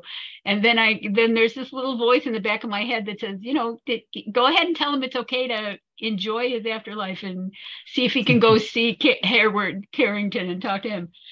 So while I consider those to be a little bit irrational thoughts, it's a real kind of guilt that comes from reading the literature, I think. Lizette or Anna is saying Eileen Garrett, early in her career as a trance medium, did a lot of laying the ghost. The entity would be stuck, such as the Rockland County ghost or Ash Manor, and part of what she was trying to do as a medium was to give them the permission to move on. So that there isn't a long tradition of that, and it's another one of these very interesting wrinkles to anomalies piled on anomalies. I have a couple of questions that have to do with the alien in the forest. One of the things was, I thought this methodology of the 3 points in social dissemination of interpretations, the conventional explanations, implausibility, and then compatibility, this discursive kind of struggle that the experiencer has. I can see that also being something that affects the researcher as well. I thought that was a very interesting idea. I did have a specific question, two specific questions. One is, I haven't read in a very long time Sherry Simmons from the University of Edinburgh. She's in Scottish Studies, who did the Second Sight extravaganza, and she had way more data than she ever published, I think. And I'm not sure that I ever saw the bended arm kind of idea in that material, but I find that really fascinating. And then the other thing was, in that larger photo at the beginning that you showed, that was sort of kind of an anomalous figure up in the trees rather than down at the ground, was that you were saying it was a 3-second shot from the automatic wildlife camera. Was it the first frame or the second frame, or was it the third frame? I think it was the first. The first. That's fascinating. Yeah, because that makes it even more anomalous, right? Because if it was the third frame, there could have been something else that would have indicated what that was. That is, I mean, that you can find this kind of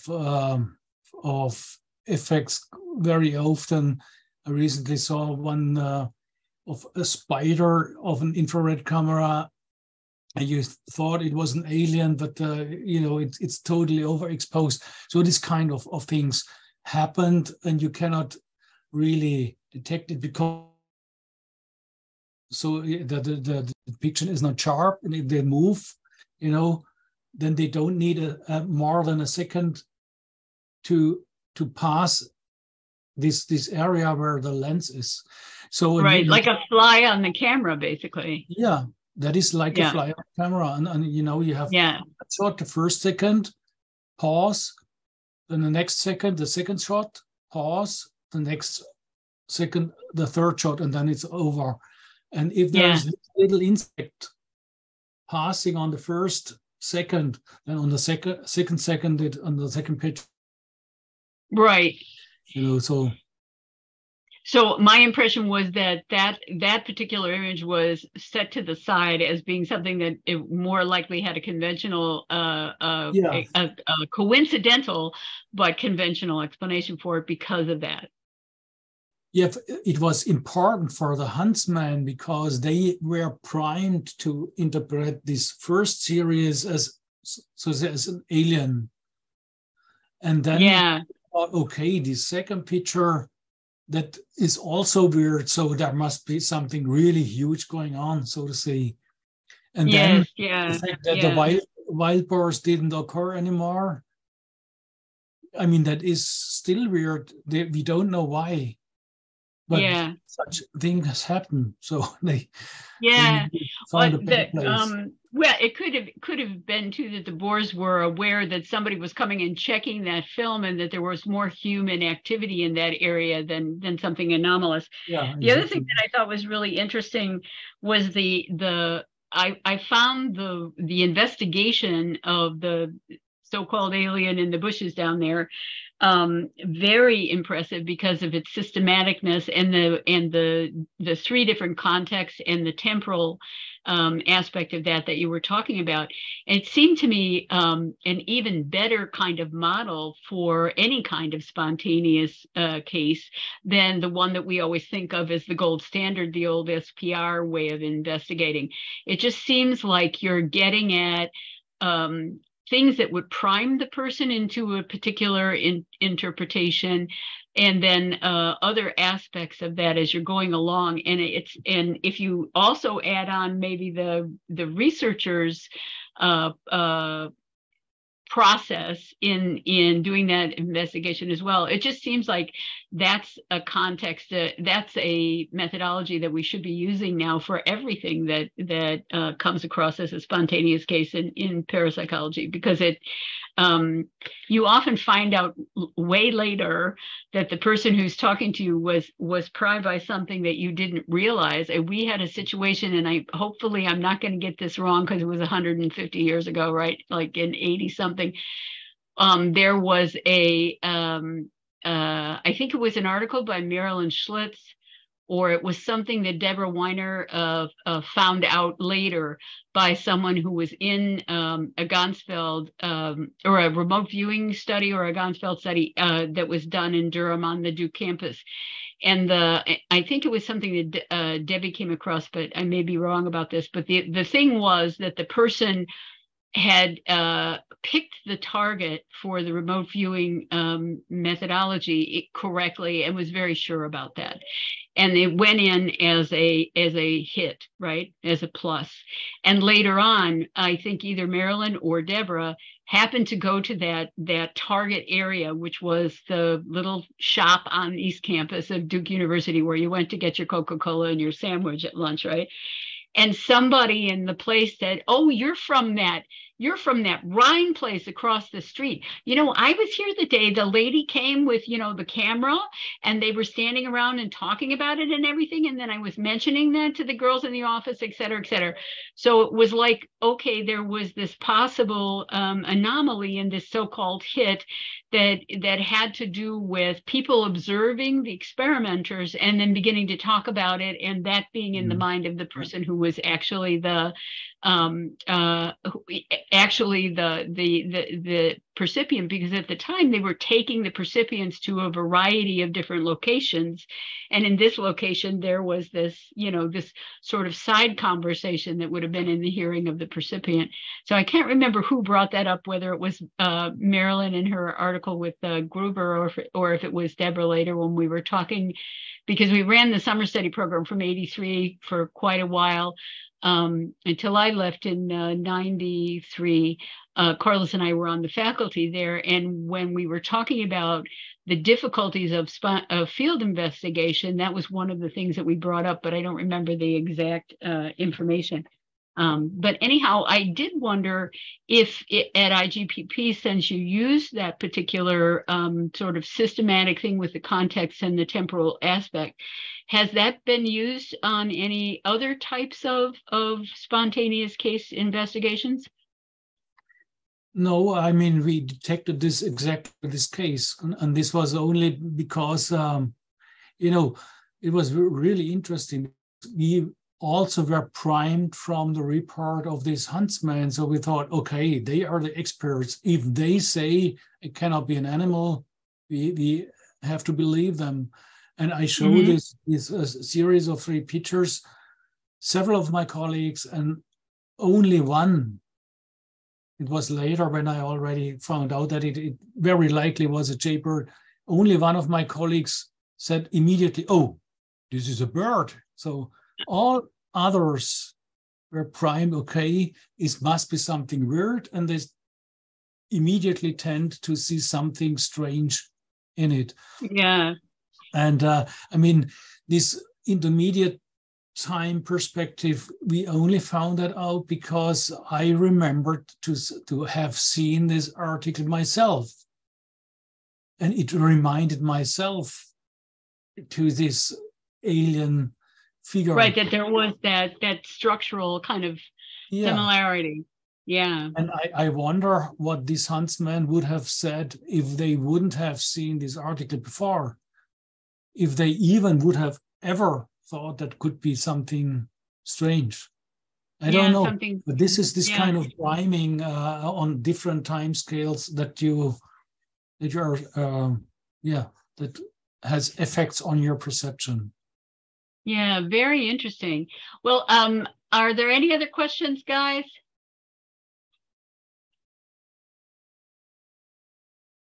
Well, Martin is saying, thanks for your question, Deborah. I asked the question as Gerhard Mayer said that in order to gather evidence for psi, doing it in the lab is a better option. I'm gonna, yes, let me get out of your way, Martin. So this is referring to an early question that I made. And please don't. I just don't think that I'm rude on this. I just want to ask the question like, hey, why is this relevant, this research?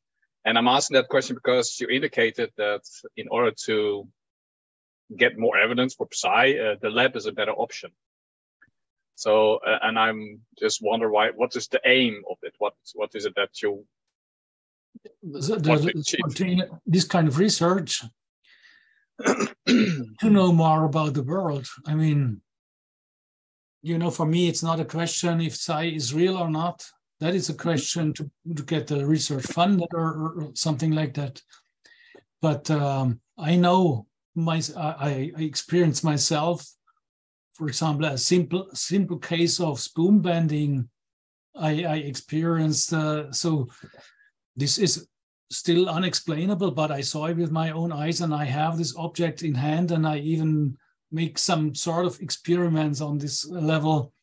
And so I don't have to be convinced that Psy exists. So for me, this kind of laboratory experience would not be necessary, but they are necessary to convince mainstream science, because we have still problems with funding. And I mean, there is also a gain of knowledge on the level of laboratory experiments. But I think the qualitative research tells us more about these phenomena, how they are in the world, than the experimental laboratory research is doing. Is the main aim then to bring solace to the people that, for instance, if I would be one of the girls in this cabin that you showed earlier, I would be extremely scared. Is it to bring some kind of solace, to kind of understanding, or what? Yeah, that can be a you know, if they know that this is nothing really rare. For example, if somebody is make some or experience some poltergeist phenomena, then the question is, why me? Nobody else experienced this. It's only me. And then you can tell them, oh, no, it's not only you. It happens really often, and it's also nothing that you have to fear that you are crazy, because we have a nice explanation for this. And for example, in these cases, a spirit explanation is, at least in Germany, that might be in other cultures, it might be different. But in Germany, it's a relief to have a psychodynamic explanation and not a demonic explanation of something. Yeah. So, but you have to adjust it to the situation. But that helps a lot, you know. And also to find out what are the contingencies, or what are the contextual conditions where these kind of things occur, so that you also can help them, you know.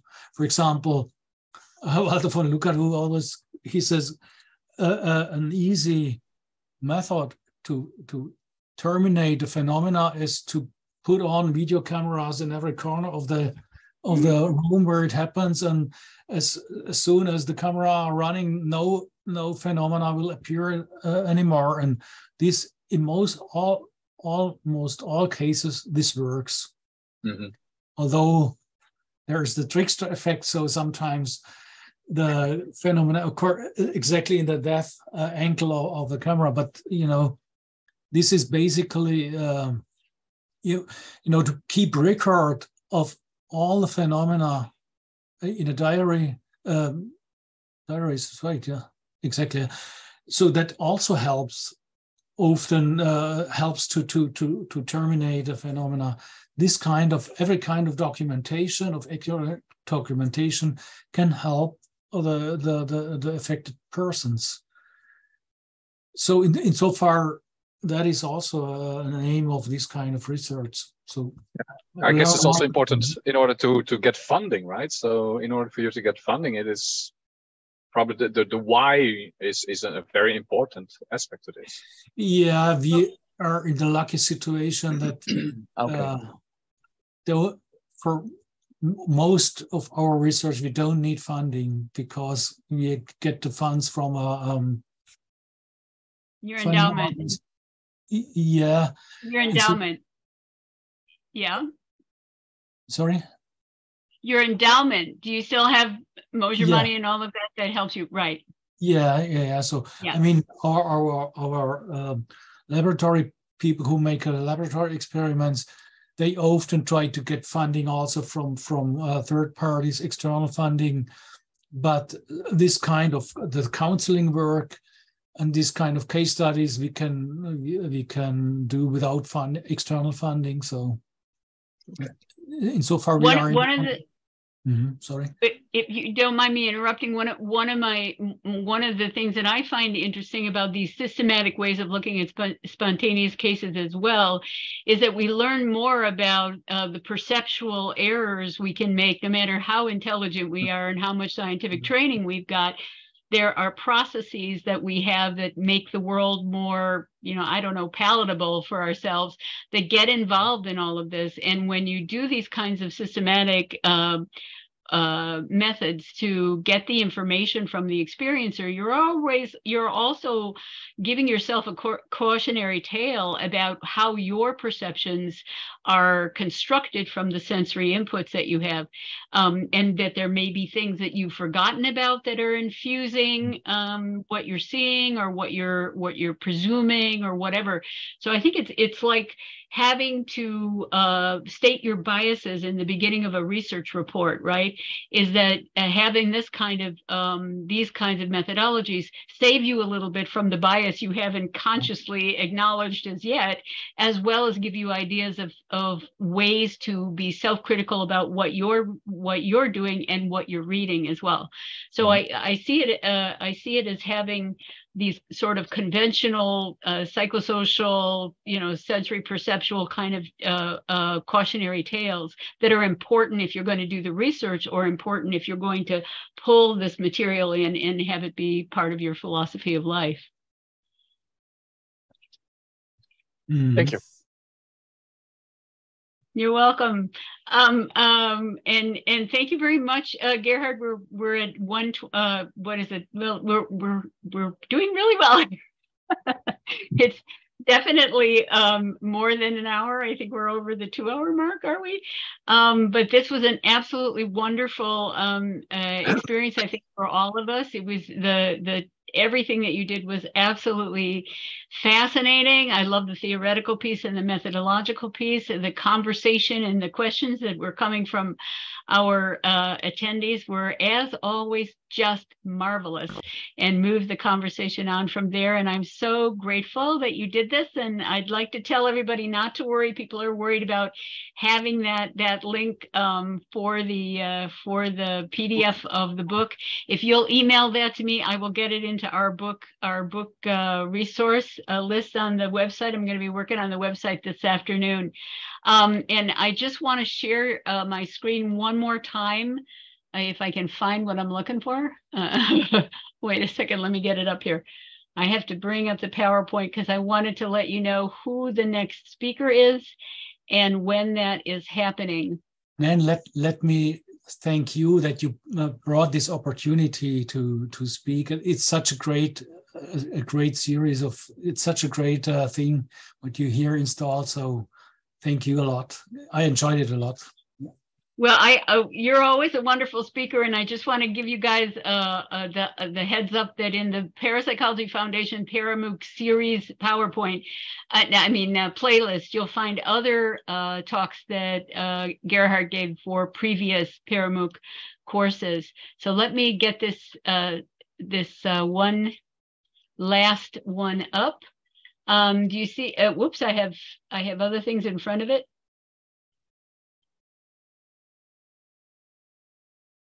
So our next, can you see the screen with Gerald Sulfin? Is that what you guys see? Okay, so our next event is on March 7th at 8 a.m. Central. My apologies if you live in California. He is from the Center for Indic Studies, the University of Massachusetts in Dartmouth, USA. He will be talking about a science of spontaneous cases of the RSPK type, the AECKO echo approach. And Brian, if you would put what that acronym means into the chat. Jerry holds degrees in mathematics, psychology, and social science. And this is a very interesting theoretical point of view that he believes is going to allow us to take a look at a subsection of spontaneous cases and get a better idea of how to, or have an easier time of dealing with the information, that it'll be an easier way to do things. So Brian says it is anomalous, episodic, communal, kinetic occurrences. So these are spontaneous cases that have all these types of aspects to them, and that those types of cases may be more useful in terms of future research. So I'm looking forward to see everybody on the 7th. I will be sending out another newsletter over the weekend. And I just wanted to thank everybody who's attended, and you again, Gerhard, and have a wonderful day, guys.